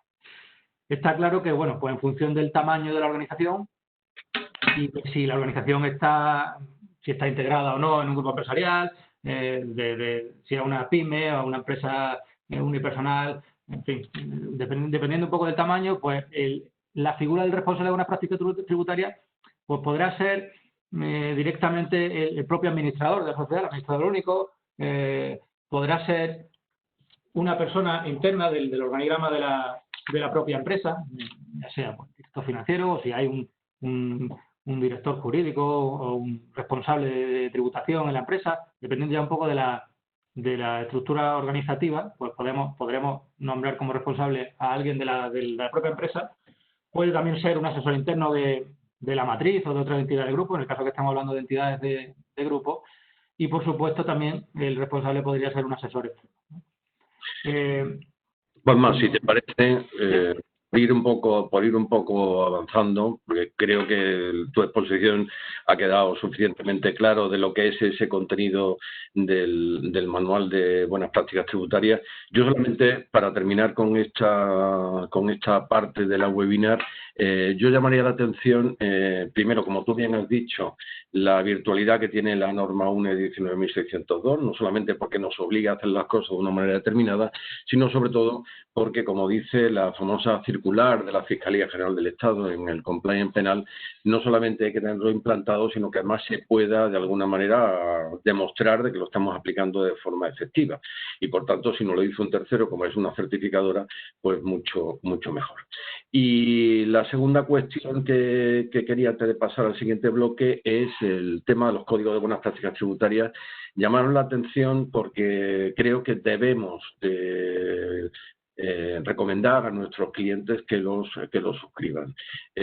Fundamentalmente, no solamente las grandes empresas, sino pues pymes o pequeñas y medianas empresas, que en definitiva, porque la relación, diríamos, cooperativa con la administración, desde que entró Jesús Gascón, el actual director general de la Agencia Tributaria, pues de alguna manera, no es que se le dé un trato de favor a esas empresas, pero sí hay una relación mucho más colaborativa y, por tanto, deberemos de recomendar, y lógicamente, si recomendamos implantar manual de buenas prácticas tributarias, lo lógico es que los asesores fiscales también lo suscribamos y para eso ya los tenemos operativos, no solo el de asociaciones y colegios profesionales, sino también el aplicable a los propios asesores fiscales. Vamos a entrar, porque tenemos mucha tela que cortar en esta mañana, en el tercer bloque de esta webinar, dedicado al centinela tributario, y lógicamente antes de darle la palabra a Lucía Torrejón, que es economista, actualmente tiene sus responsabilidades en el Instituto de Estudios Fiscales del Ministerio de Hacienda, y a Víctor Martínez, que es jefe de producto del EFEBRE, solamente llamaros la atención sobre un tema concreto. Todo lo que hemos dicho desde el principio hasta la última exposición de Juanma hace o fuerza la necesidad de contar con una aplicación informática. Sin una aplicación informática esto prácticamente no se puede aplicar. Fundamentalmente porque en el ámbito penal es distinto. En el ámbito penal hay una serie de delitos que pueden cometer las personas jurídicas. Esos delitos están muy compartimentados, pero sin embargo, por desgracia, todo tiene trascendencia tributaria, como todos sabéis. Así que, Víctor y Lucía, os cedo la palabra.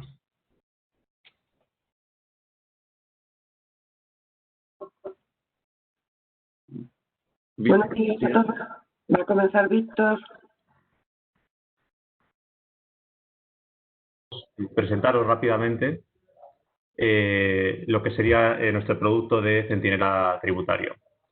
Centinela Tributario es el software de gestión que permite implantar un compliance tributario siguiendo la UNE 19602. Yo, por mi parte, presentaré brevemente lo que sería la plataforma y luego daré paso a Lucía Torrejón, que nos enseñará de una manera muy práctica una implantación de un compliance tributario siguiendo esta herramienta.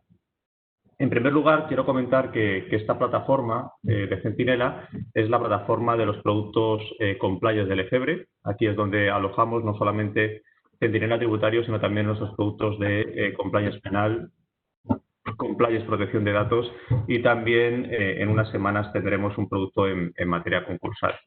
Es una plataforma que está certificada por la ISO 27001, que seguramente muchos de vosotros conocéis, que es la ISO para los sistemas de gestión de la seguridad de la información en el ámbito del diseño, desarrollo y mantenimiento de las soluciones de software destinadas a profesionales legales, administración y empresas.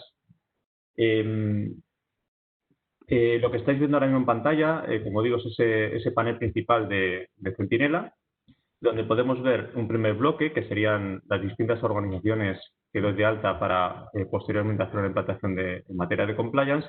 Es muy sencillo, para dar de alta una nueva organización, pues exclusivamente tengo que pinchar en ese icono del más.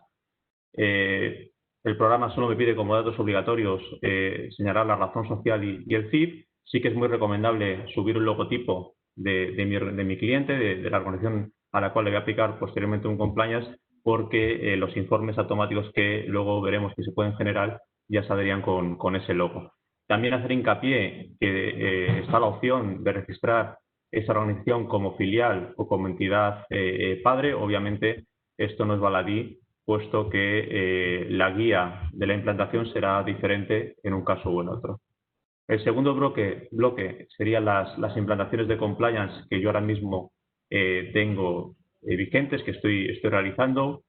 Si quiero realizar una primera, pues exactamente a través del mismo icono, señalaré el producto, en este caso tributario, señalaré qué cliente, qué organización es sobre la que voy a realizar esa implantación, por ejemplo, sobre Lefebvre.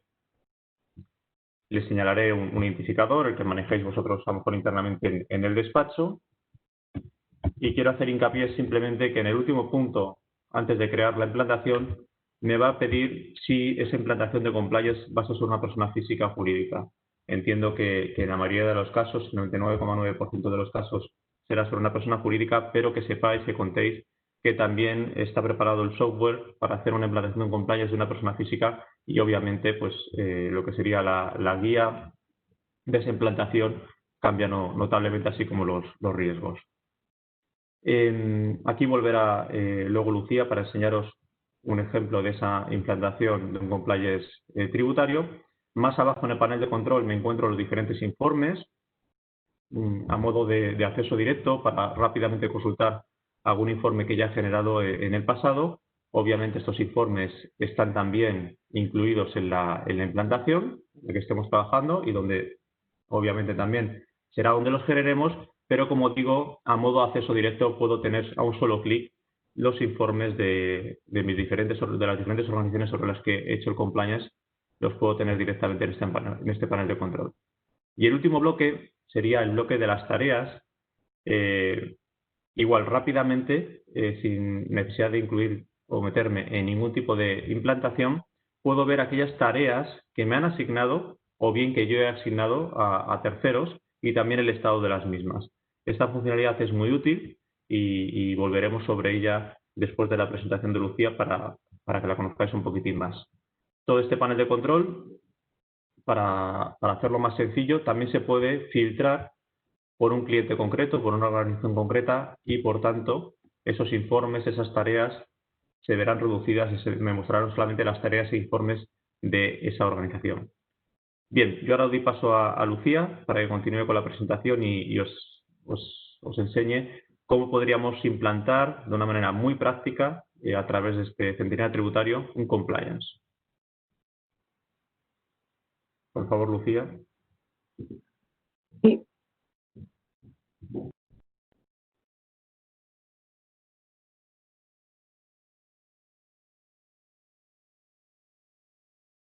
Bien, esta es la aplicación Centinela Tributario, que como os ha explicado Víctor, se accede a ella desde la plataforma Centinela.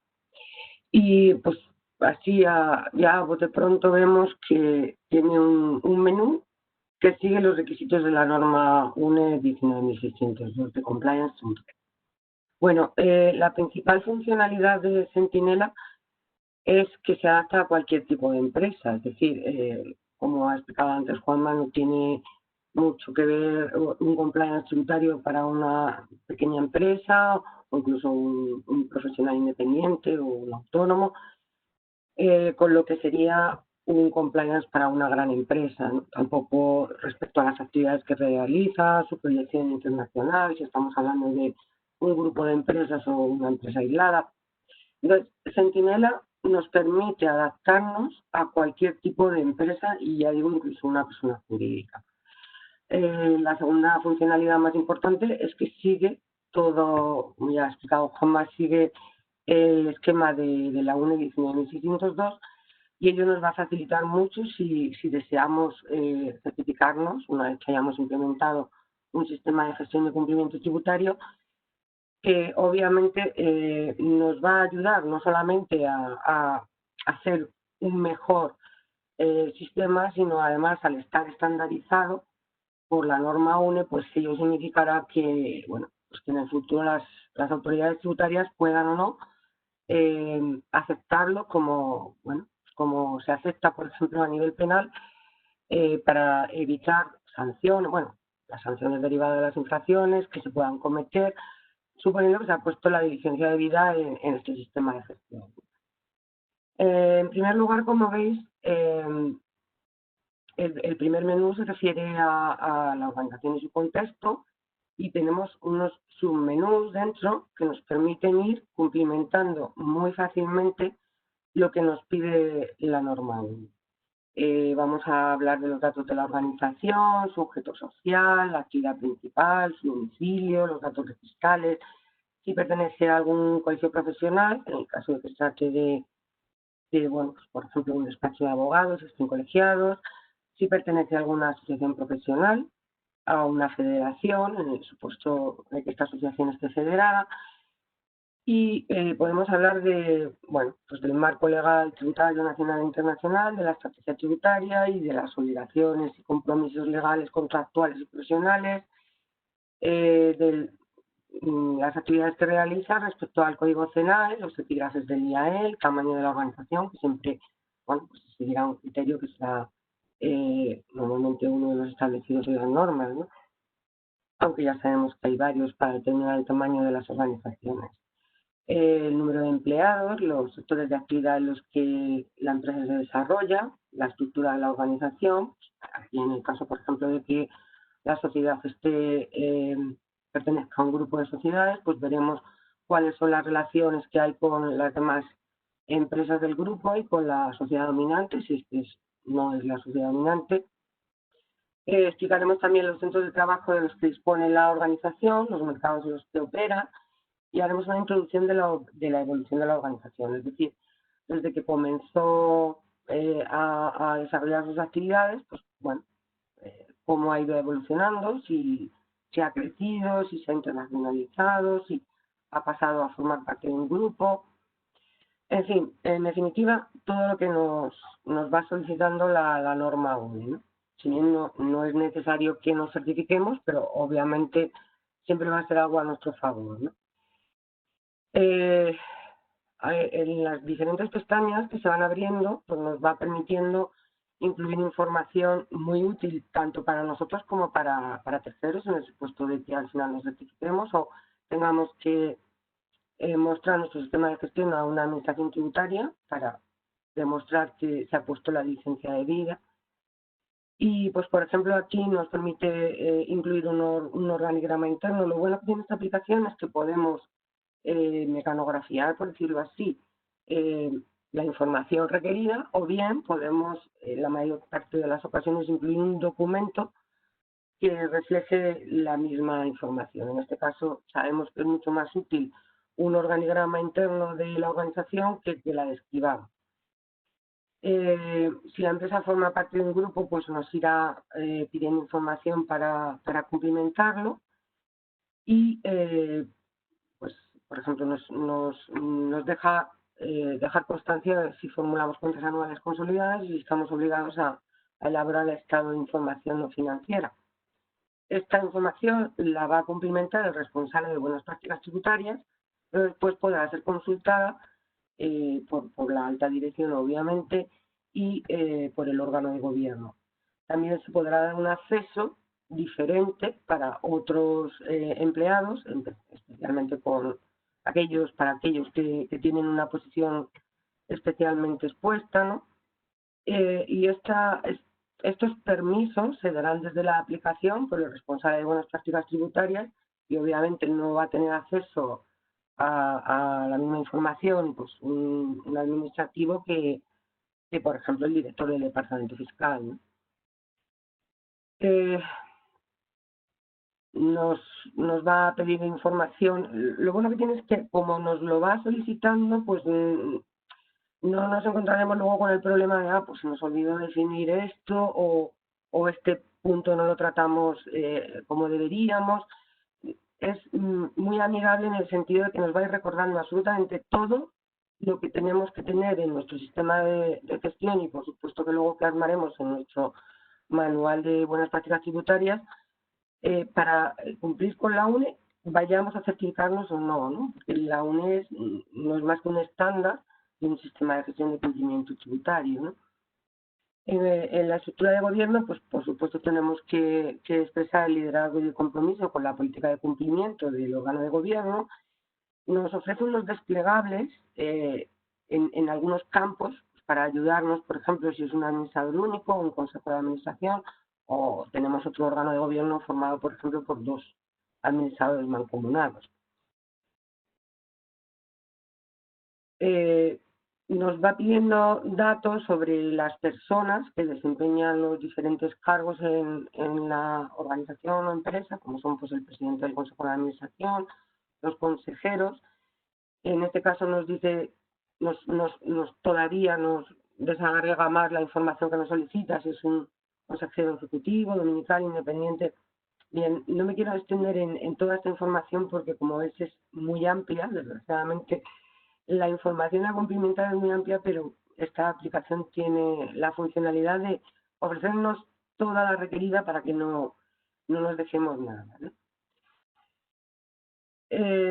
Lo mismo tendríamos para la alta dirección y bueno, aquí en este submenú hablaríamos de la política de compliance tributario, lo podemos adjuntar como un documento y podemos ir dando datos que nos van a facilitar luego el cumplimiento, la cumplimentación de determinados informes, por ejemplo el informe de cumplimiento o el manual de buenas prácticas.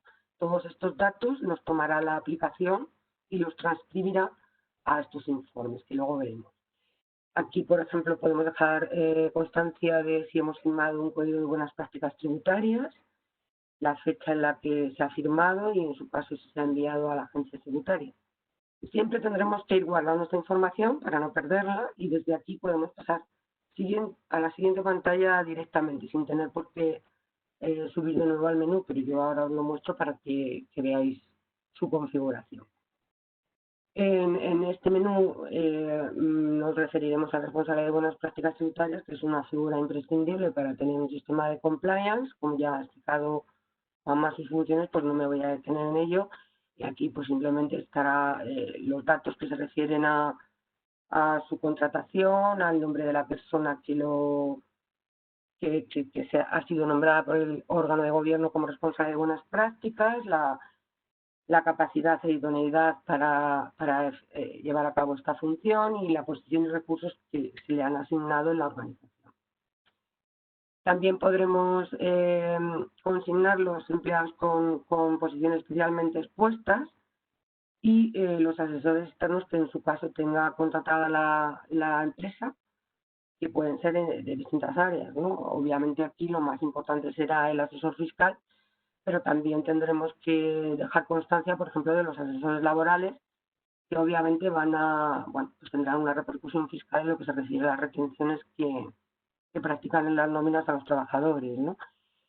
Y pues incluso, por ejemplo, en materia de protección de datos también afecta, puesto que la información con trascendencia tributaria muchas veces incluye datos que son protegidos por la normativa de protección de datos y también en concreto lo que se refiere a denuncias y información sobre trabajadores en cuanto a retenciones y discapacidades, etcétera, es una información protegida, con lo cual también deberemos dejar constancia de cuáles son los asesores que la organización tiene respecto a la protección de datos.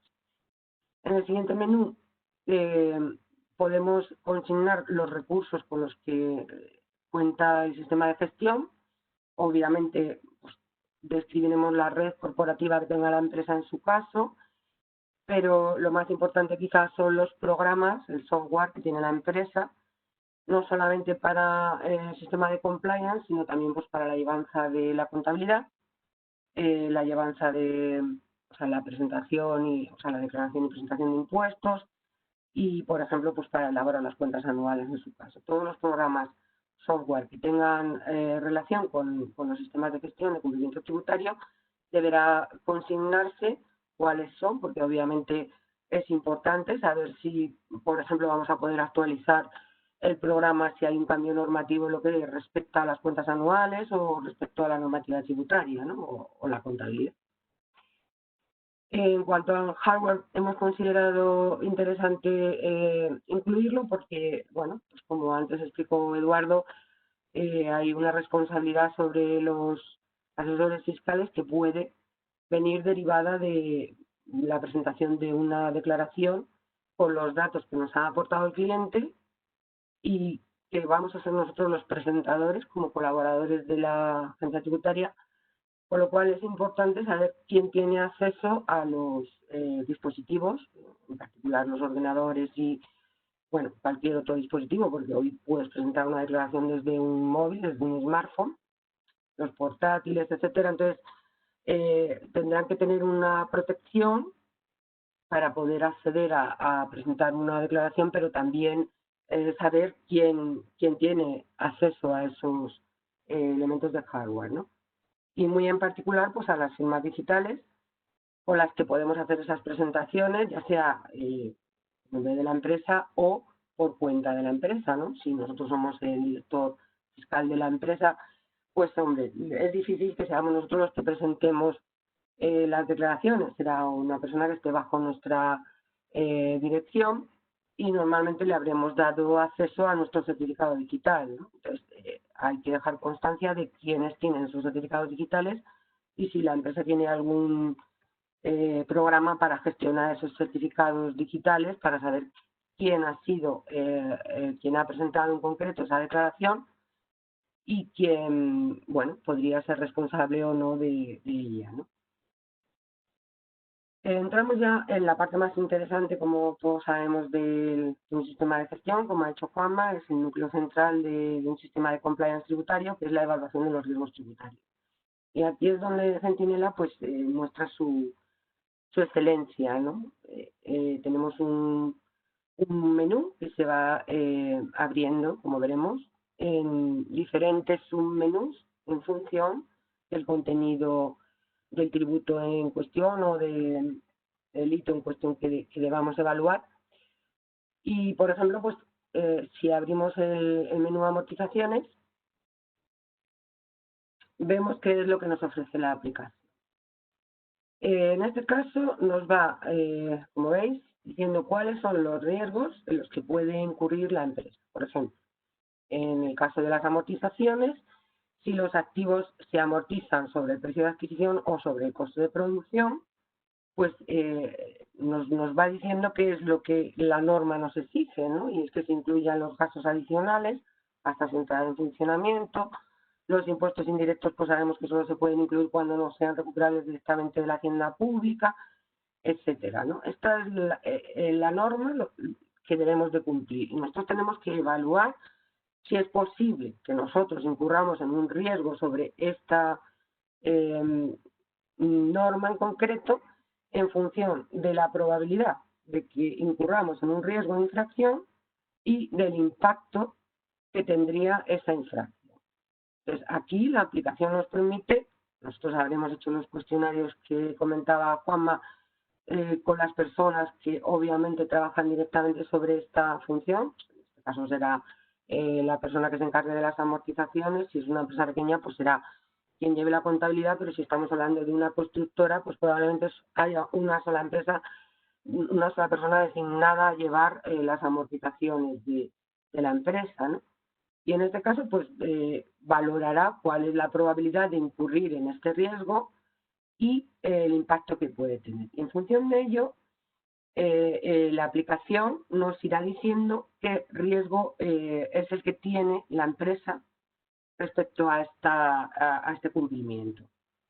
Cuando el riesgo sea menor que bajo, dependiendo de los valores que hayamos asignado, pues la aplicación no nos ofrece ninguna pauta de conducta porque obviamente estamos diciendo que la probabilidad de incurrir en este riesgo es muy bajo. Pero cuando ya el riesgo no sea tan pequeño, por ejemplo, si decimos que tenemos una probabilidad media de incurrir en este riesgo y el impacto de la inflación es medio también, entonces nos ofrece una pauta de conducta. Esta pauta de conducta lo que nos va a ayudar es a implementar procedimientos para precisamente no incurrir en este riesgo o minimizarlo.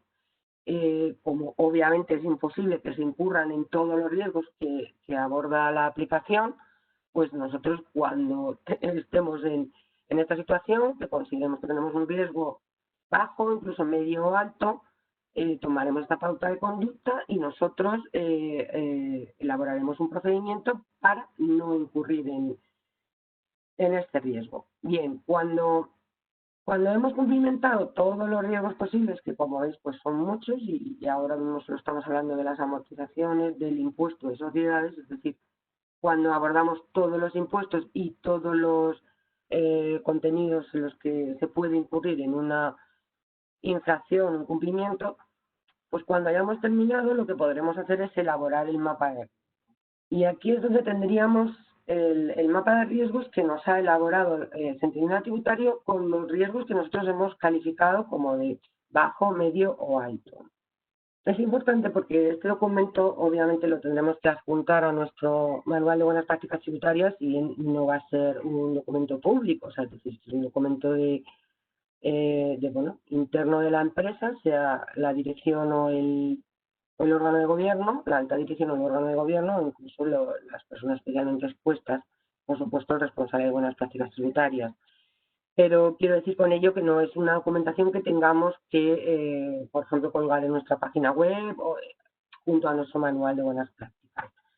Tenemos interés en que veáis este informe porque si ya tenéis alguna experiencia en compliance penal, veréis que no tiene nada que ver, porque los riesgos tributarios son mucho más amplios que la tipología de delitos fiscales que tiene el Código Penal. Vamos, si os parece, a entrar en el último bloque de esta webinar antes de las preguntas y en este sentido vamos a hablar de un tema muy novedoso por desconocido, que es la certificación de personas. La certificación de personas es algo que en el mundo anglosajón está totalmente implantado, pero sin embargo que en España no se ha utilizado. La primera vez que así con carácter masivo se ha hecho ha sido para la figura del responsable de protección de datos, entre otras cosas porque venía impuesto por el reglamento comunitario que todos conocéis, y hemos, por tanto, Compliance Certifica, que es una certificadora, para que os entendáis, pues Compliance Certifica es lo mismo que AENOR, que Bureau Veritas, etcétera, que se dedican, por tanto, a certificar, no solamente a certificar las normas, en este caso tanto la UNE 19.601 como la 19.602, sino también a certificar personas. ¿Qué es lo que ha hecho Compliance Certifica? Pues Compliance Certifica lo que ha hecho ha sido acreditarse ante la Entidad Nacional de Acreditación, en concreto en dos esquemas que guardan mucha relación con la materia que estamos impartiendo hoy en esta webinar, en particular la figura de asesor fiscal, lo que parezca mentira, no está regulada en España, cualquiera puede ser un asesor fiscal, y en segundo lugar la de responsable de buenas prácticas tributarias, porque en todas las intervenciones anteriores siempre se ha hablado de esta figura. Para hablar de este tema tenemos de un lado a Charo López Mata, que es la responsable de calidad de la certificadora, y también Alberto Larrondo, que es el director de Relaciones Corporativas de Lefebvre. ¿Para qué? Pues básicamente porque Alberto os va a presentar una herramienta. Yo lo califico como una nueva forma de estudiar que sin duda os va a sorprender. Charo, estás por ahí, ¿no? Sí, buenos días a todos. Muchas gracias. Perfecto, vale, fenomenal. Bueno, Charo, vamos a ver, primero, ¿qué ventajas tiene la certificación de personas? Bueno, pues la certificación de personas, como bien has dicho, es una herramienta establecida a nivel internacional que permite a todos los profesionales demostrar que cuentan con los conocimientos, habilidades profesionales y actitudes establecidas en su perfil profesional. Y, como también has dicho, pese a la relevancia del papel de asesores fiscales, sorprende la nula regularización de su profesión, que sin duda en un país como el nuestro se caracteriza justamente por todo lo contrario. Sí, efectivamente. Aquí en España todo está totalmente regulado.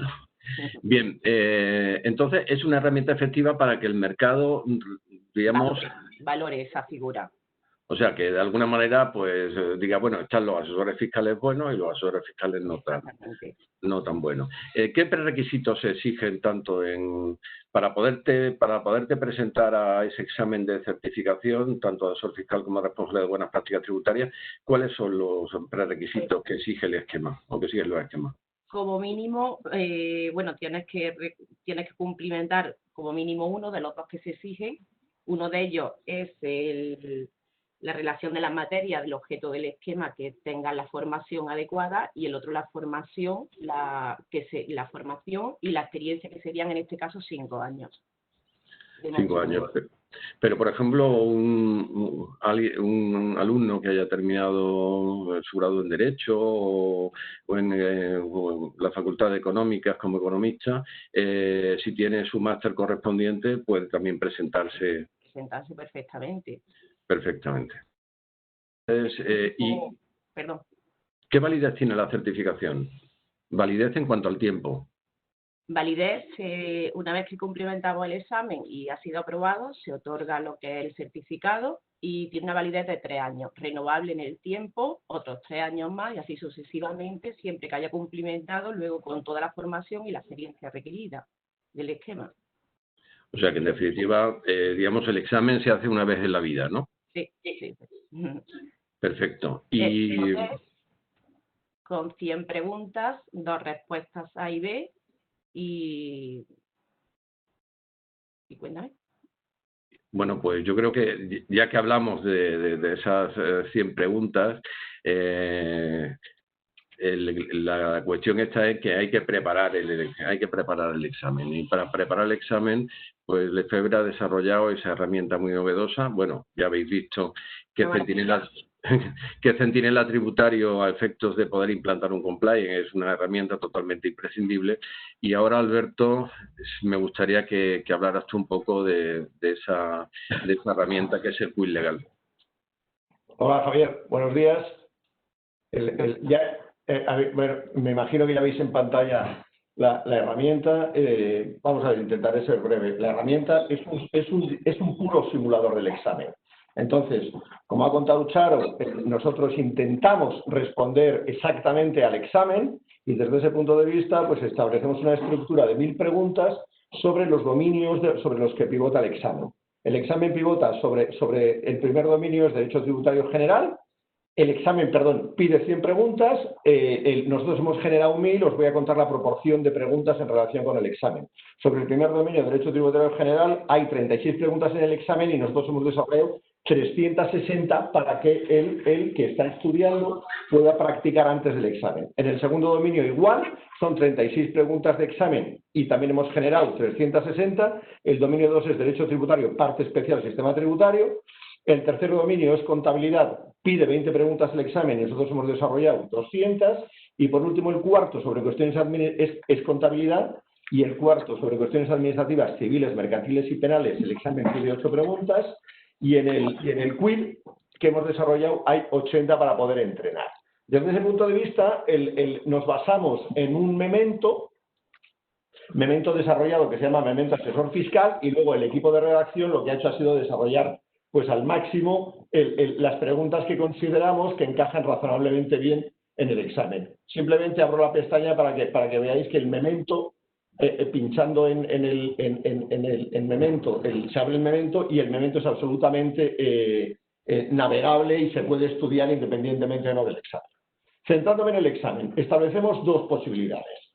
O te entrenas o simulas un examen en real. Y como veis en la pantalla, yo puedo empezar o una práctica, que es un entrenamiento, o un examen. Si empiezo una práctica, la práctica se divide, como he contado antes, en los diferentes dominios del examen. Elijo cualquiera y eligiendo cualquiera, pues si me voy a contabilidad, pues comienzo, me hace la primera pregunta. En el examen, como veis arriba, el amarillo de la derecha es que tenemos 200 preguntas para poder entrenar y me va a llevar un estadio de cómo la estoy haciendo, si contesto bien o contesto mal, las verdes son las acertadas, etcétera, etcétera. Entonces, la primera pregunta, si contesto correcto, pues no he acertado, me dice cuál es la correcta. Siempre las preguntas tiene dos contestaciones, una buena y una mala, y si quiero ver por qué, me genera una explicación siempre ligada a un artículo de la norma y si quiero mayor explicación pincho en un marginal del memento asesor fiscal que antes he comentado, que es este. A partir de ahí me deja continuar. Entonces, esto es un entrenamiento. Como veis, en el rojo me sale un 0,1 que he fallado y así. Puedo revisar las preguntas en cualquier momento. Me da la foto de las 200 preguntas que están en el entrenamiento. Como veis, he fallado la primera y el resto no, pues al resto no he llegado.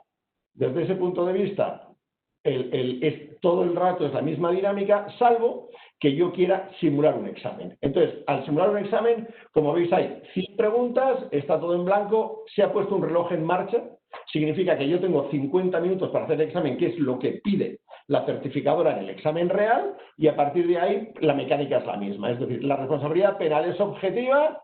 Correcto, he fallado, es incorrecto. Veo la explicación, el tiempo sigue corriendo y entonces me dice que tengo una pregunta fallada, ninguna acertada y me quedan 99 preguntas.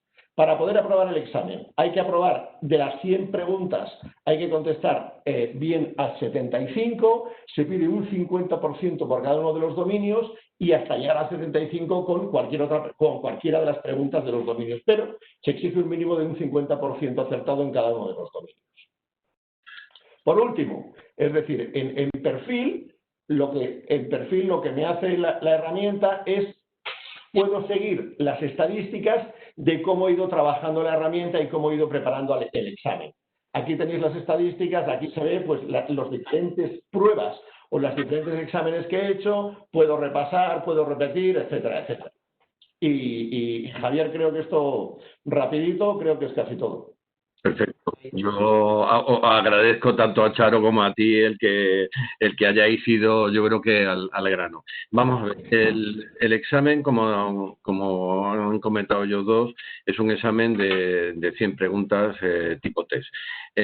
Vamos a ver, todos la mayoría, pues nos sacamos el carnet de conducir en su momento y en mi caso, que soy uno de los más viejos del lugar, pues lógicamente teníamos que tener pues una especie de formulario impreso donde uno iba haciendo sus test. ¿Esto qué ventaja tiene? Pues que no hay que estudiar, en el sentido que aquellos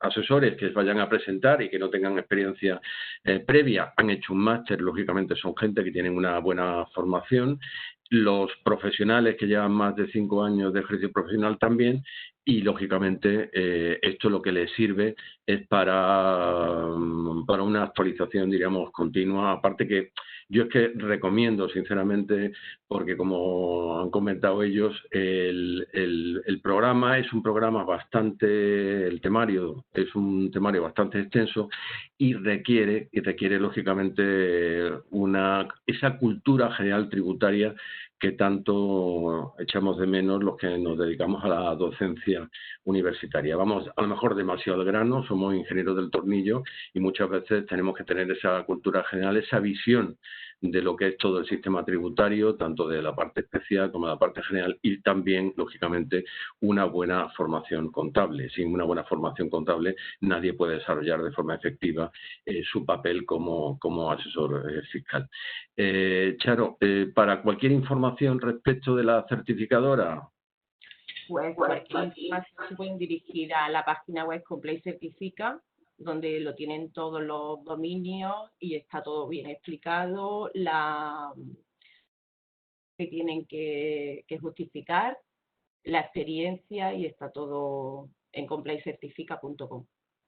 Alberto, lógicamente este quiz que estamos viendo también está ya en abierto en la información, me refiero, en la página web del Lefebvre, ¿no? Sí, claro, sí. O sea, ya lo tenemos en la tienda, o sea, lo que he enseñado no es una demo ni es una maqueta, es algo ya real y ya está en venta, por cierto, bastante barato o muy barato en la tienda, o simplemente llamando a nuestra casa por teléfono. Bueno, pues eso de que sea bastante barato es una buena noticia.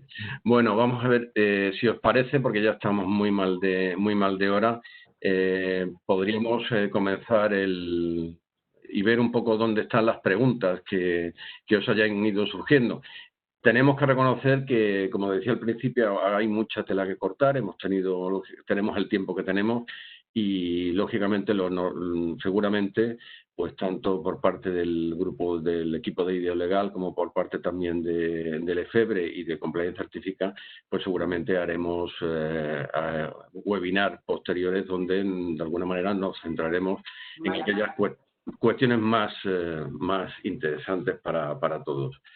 ¿Qué preguntas tenemos por ahí? Bueno, pues buenos días. En primer término, tenemos unas cuantas. Hay preguntas para todos, Javier. La primera es para ti, porque como las voy contando secuencialmente y has sido el primero en intervenir, has sido el primero que ha generado una duda, ¿no? Venga. Y es, si podrías resumir brevemente las razones más importantes por las que podemos recomendar a nuestros clientes PYME la implantación de un compliance tributario.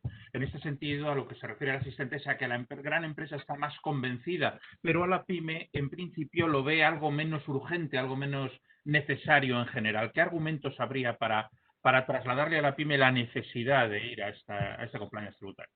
Pues básicamente, yo creo que lo comentaba al principio, lo comentábamos Jesús y yo. El gran problema que tienen ahora mismo los expedientes sancionadores, que por desgracia esos expedientes sancionadores se apliquen tanto a pymes como a las grandes empresas, es que prácticamente muchas veces se convierte en una prueba diabólica de decir que, oígame usted, que es que he tenido un error informático,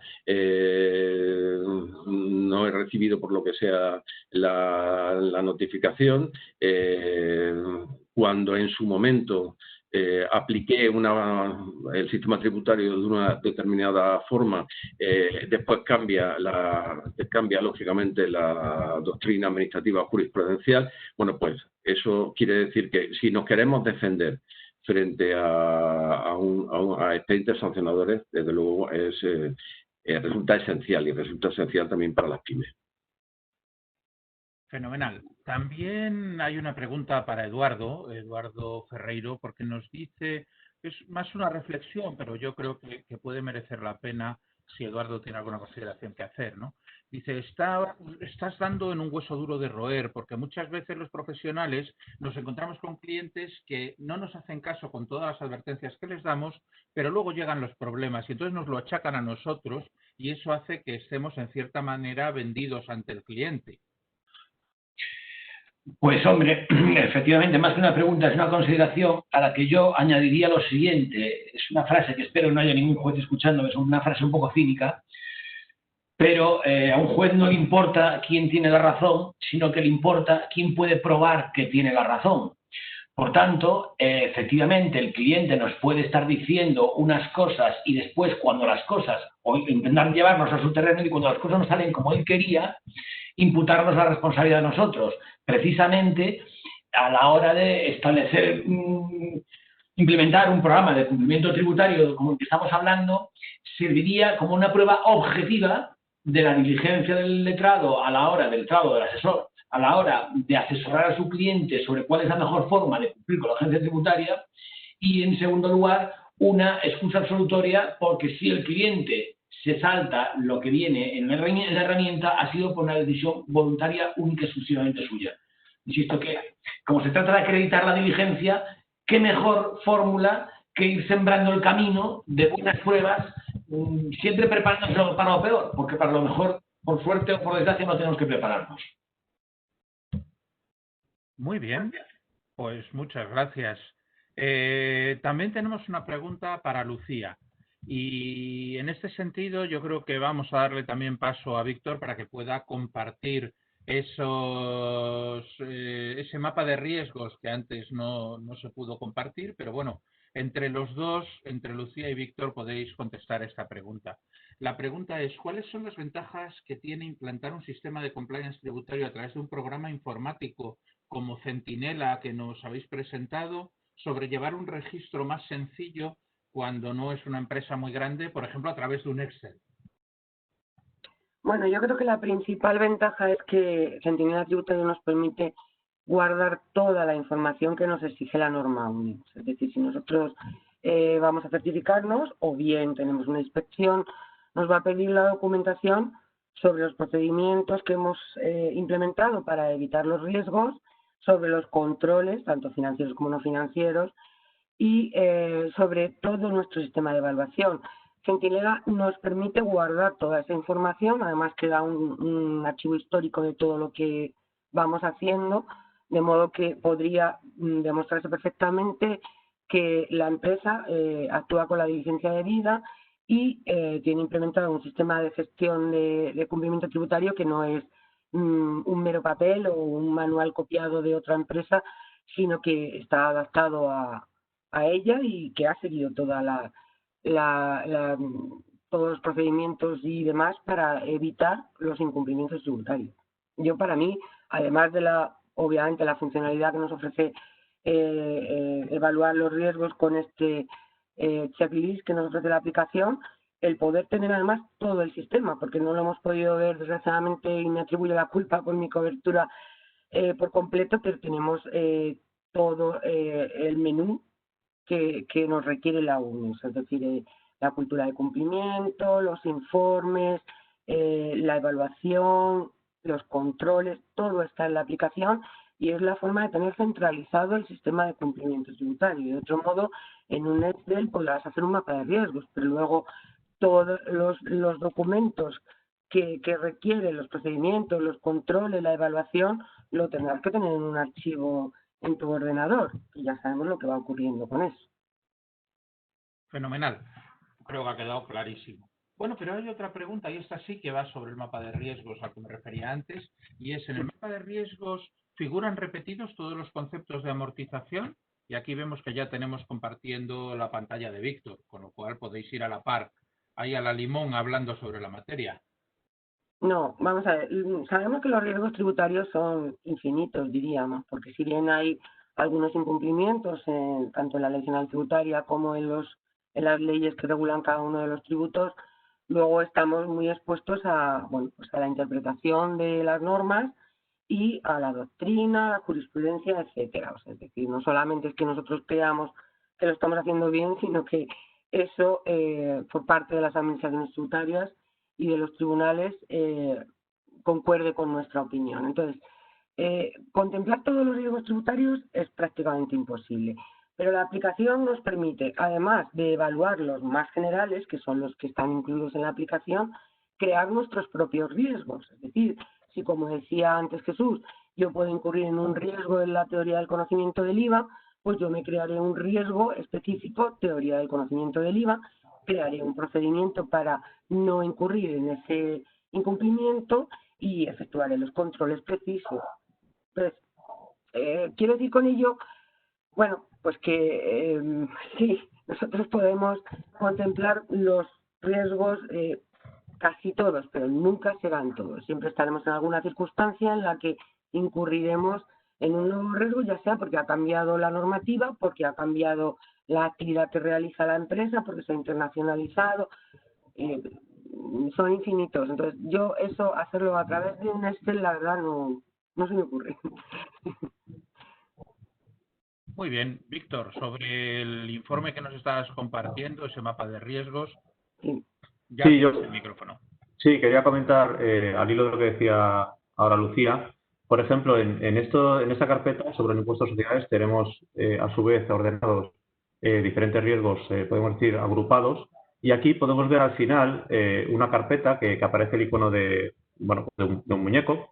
Eso quiere decir, como decía Lucía, se trataría de una carpeta que me he creado yo mismo como usuario si quiero añadir al programa algún riesgo que, bueno, pues por lo que fuera, en esta empresa concreta quiero dejar reseña del mismo y evaluarlo como cualquier otro, con mi probabilidad y mi impacto.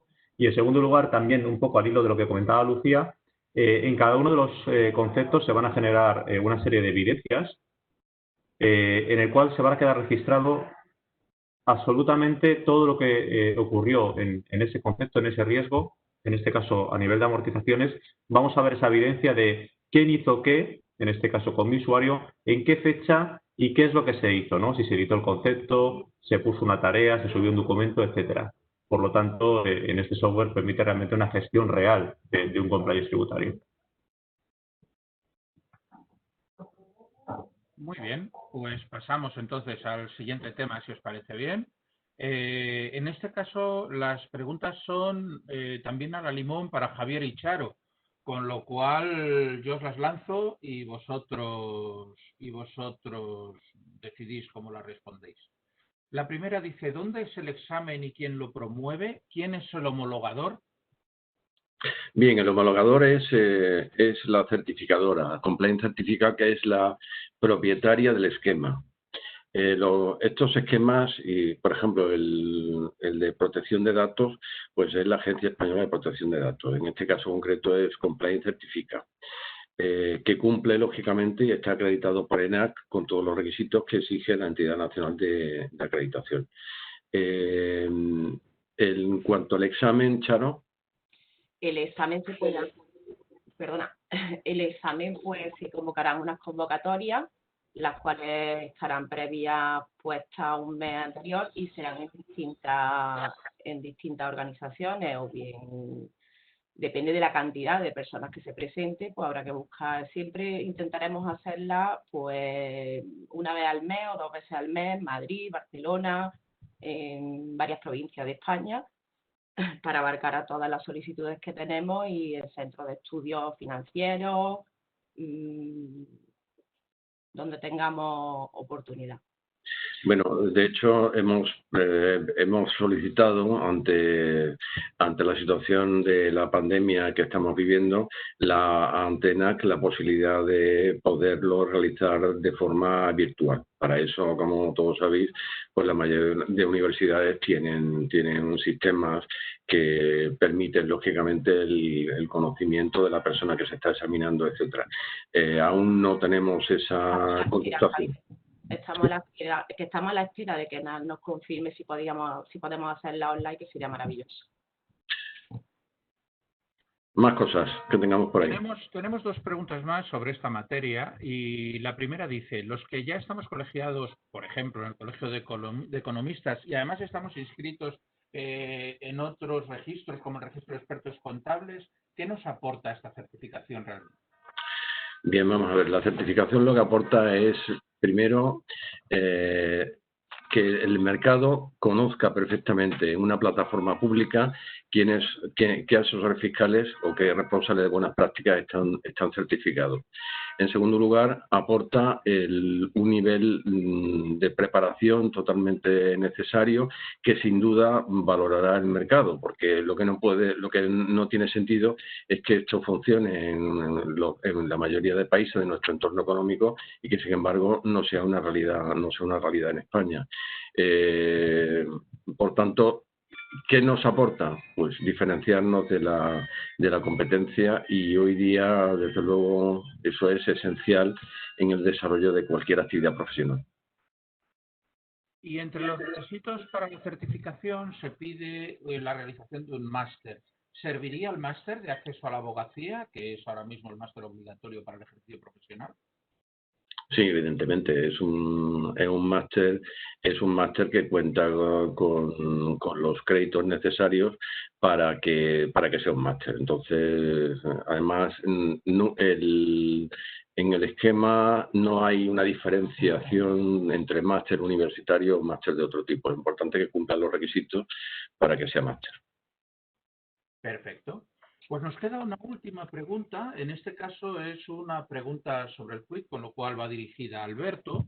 Y la pregunta es, ¿cada cuánto tiempo se renuevan las preguntas de ese quid legal? Pues vamos a ver, en principio la estructura básica es la que tenemos y entonces con los cambios legislativos y jurisprudenciales es la razón del mantenimiento. Es decir, al final, como contaba al principio, esto entre comillas tira del memento asesor fiscal. Entonces la puesta al día es permanente y fundamentalmente y en base sobre todo a la normativa y a la jurisprudencia.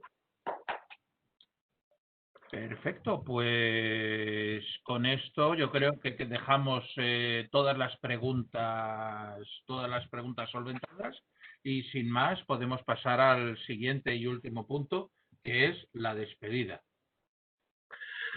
Pues nada, si me dejáis a mí, pues agradecer otra vez a Lefebvre el que nos haya dado posibilidad de estar hoy con vosotros. Ha sido una iniciativa por la cantidad de gente que se ha apuntado a la webinar, que creo que ha merecido la pena.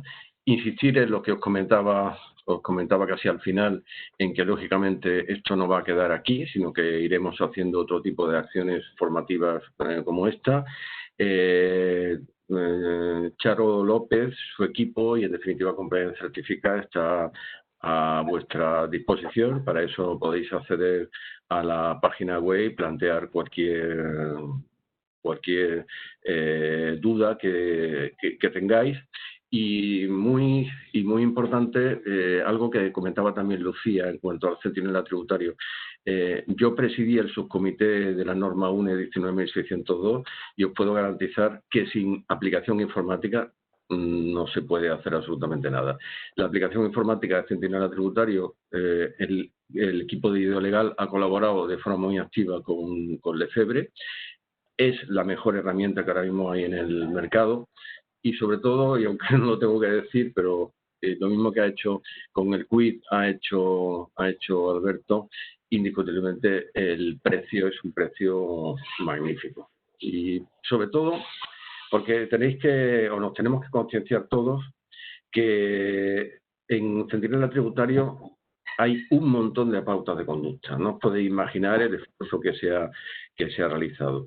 En el quid, pues es que han hecho 100 preguntas. Claro, si te equivocas, te vas al solucionario. Del solucionario te vas al epígrafe del memento correspondiente. Es sin duda una nueva forma de estudiar. No tiene nada que ver con ningún producto que exista similar en el mercado y por tanto felicitar a Lefebvre y a Juan, que te estoy viendo por ahí, al presidente, que siempre le está dando vueltas en la cabeza por estar eso, en el máximo punto de la pirámide de ofrecer cosas novedosas en el mundo jurídico. Juan. Muchas gracias, Javier. Gracias por las felicitaciones, pero sabes mejor que nadie que mi único mérito, si es que tengo alguno, es que tengo el privilegio de estar y aprender de profesionales punteros que son capaces de movilizar la inteligencia mucha que tienen para abrir nuevas líneas de negocio. Y esto no lo digo de forma grandilocuente, yo creo que compartimos todos los que hemos intervenido esta mañana y los que estáis al otro lado de la pantalla, contribuimos a reforzar la seguridad jurídica del sistema. Es todo lo que pase por un alineamiento a pautas normativas como es el compliance, todo lo que suponga reconocer titulaciones que puedan avalar la práctica profesional de profesionales avezados que tengan, lo he dicho antes, la capacidad, la competencia y la legitimidad para actuar profesionalmente. Creo que todo eso hará que el sistema jurídico en su conjunto se vea perfeccionado y se vea impulsado. En el Congreso de Buenas Prácticas Tributarias, al que ha aludido también en la apertura de esta jornada, estaba un representante de la Administración británica al que yo, fíjate que esto hay que decirlo con mucha prudencia, pero yo dije, os envidio porque sois capaces de haber franqueado esa frontera que convierte al súbdito contribuyente en ciudadano contribuyente. Esto mismo en Holanda, en países, en jurisdicciones más remotas, en las que Jesús Rodríguez, que está por ahí, es especialista y experto. ¿Por qué no puede suceder en nuestro sistema? Pues yo creo que con la línea de compliance tributario, cuando se consolide con la certificación de personas con los títulos a los que hemos aludido, todo esto dejará de ser una ilusión para ser una realidad. Y yo quiero hacerte protagonista, desde luego, y responsable del porcentaje máximo de lo que podamos conseguir en esto, del acierto que podamos tener, Javier. Muchas gracias a ti, a tu equipo y a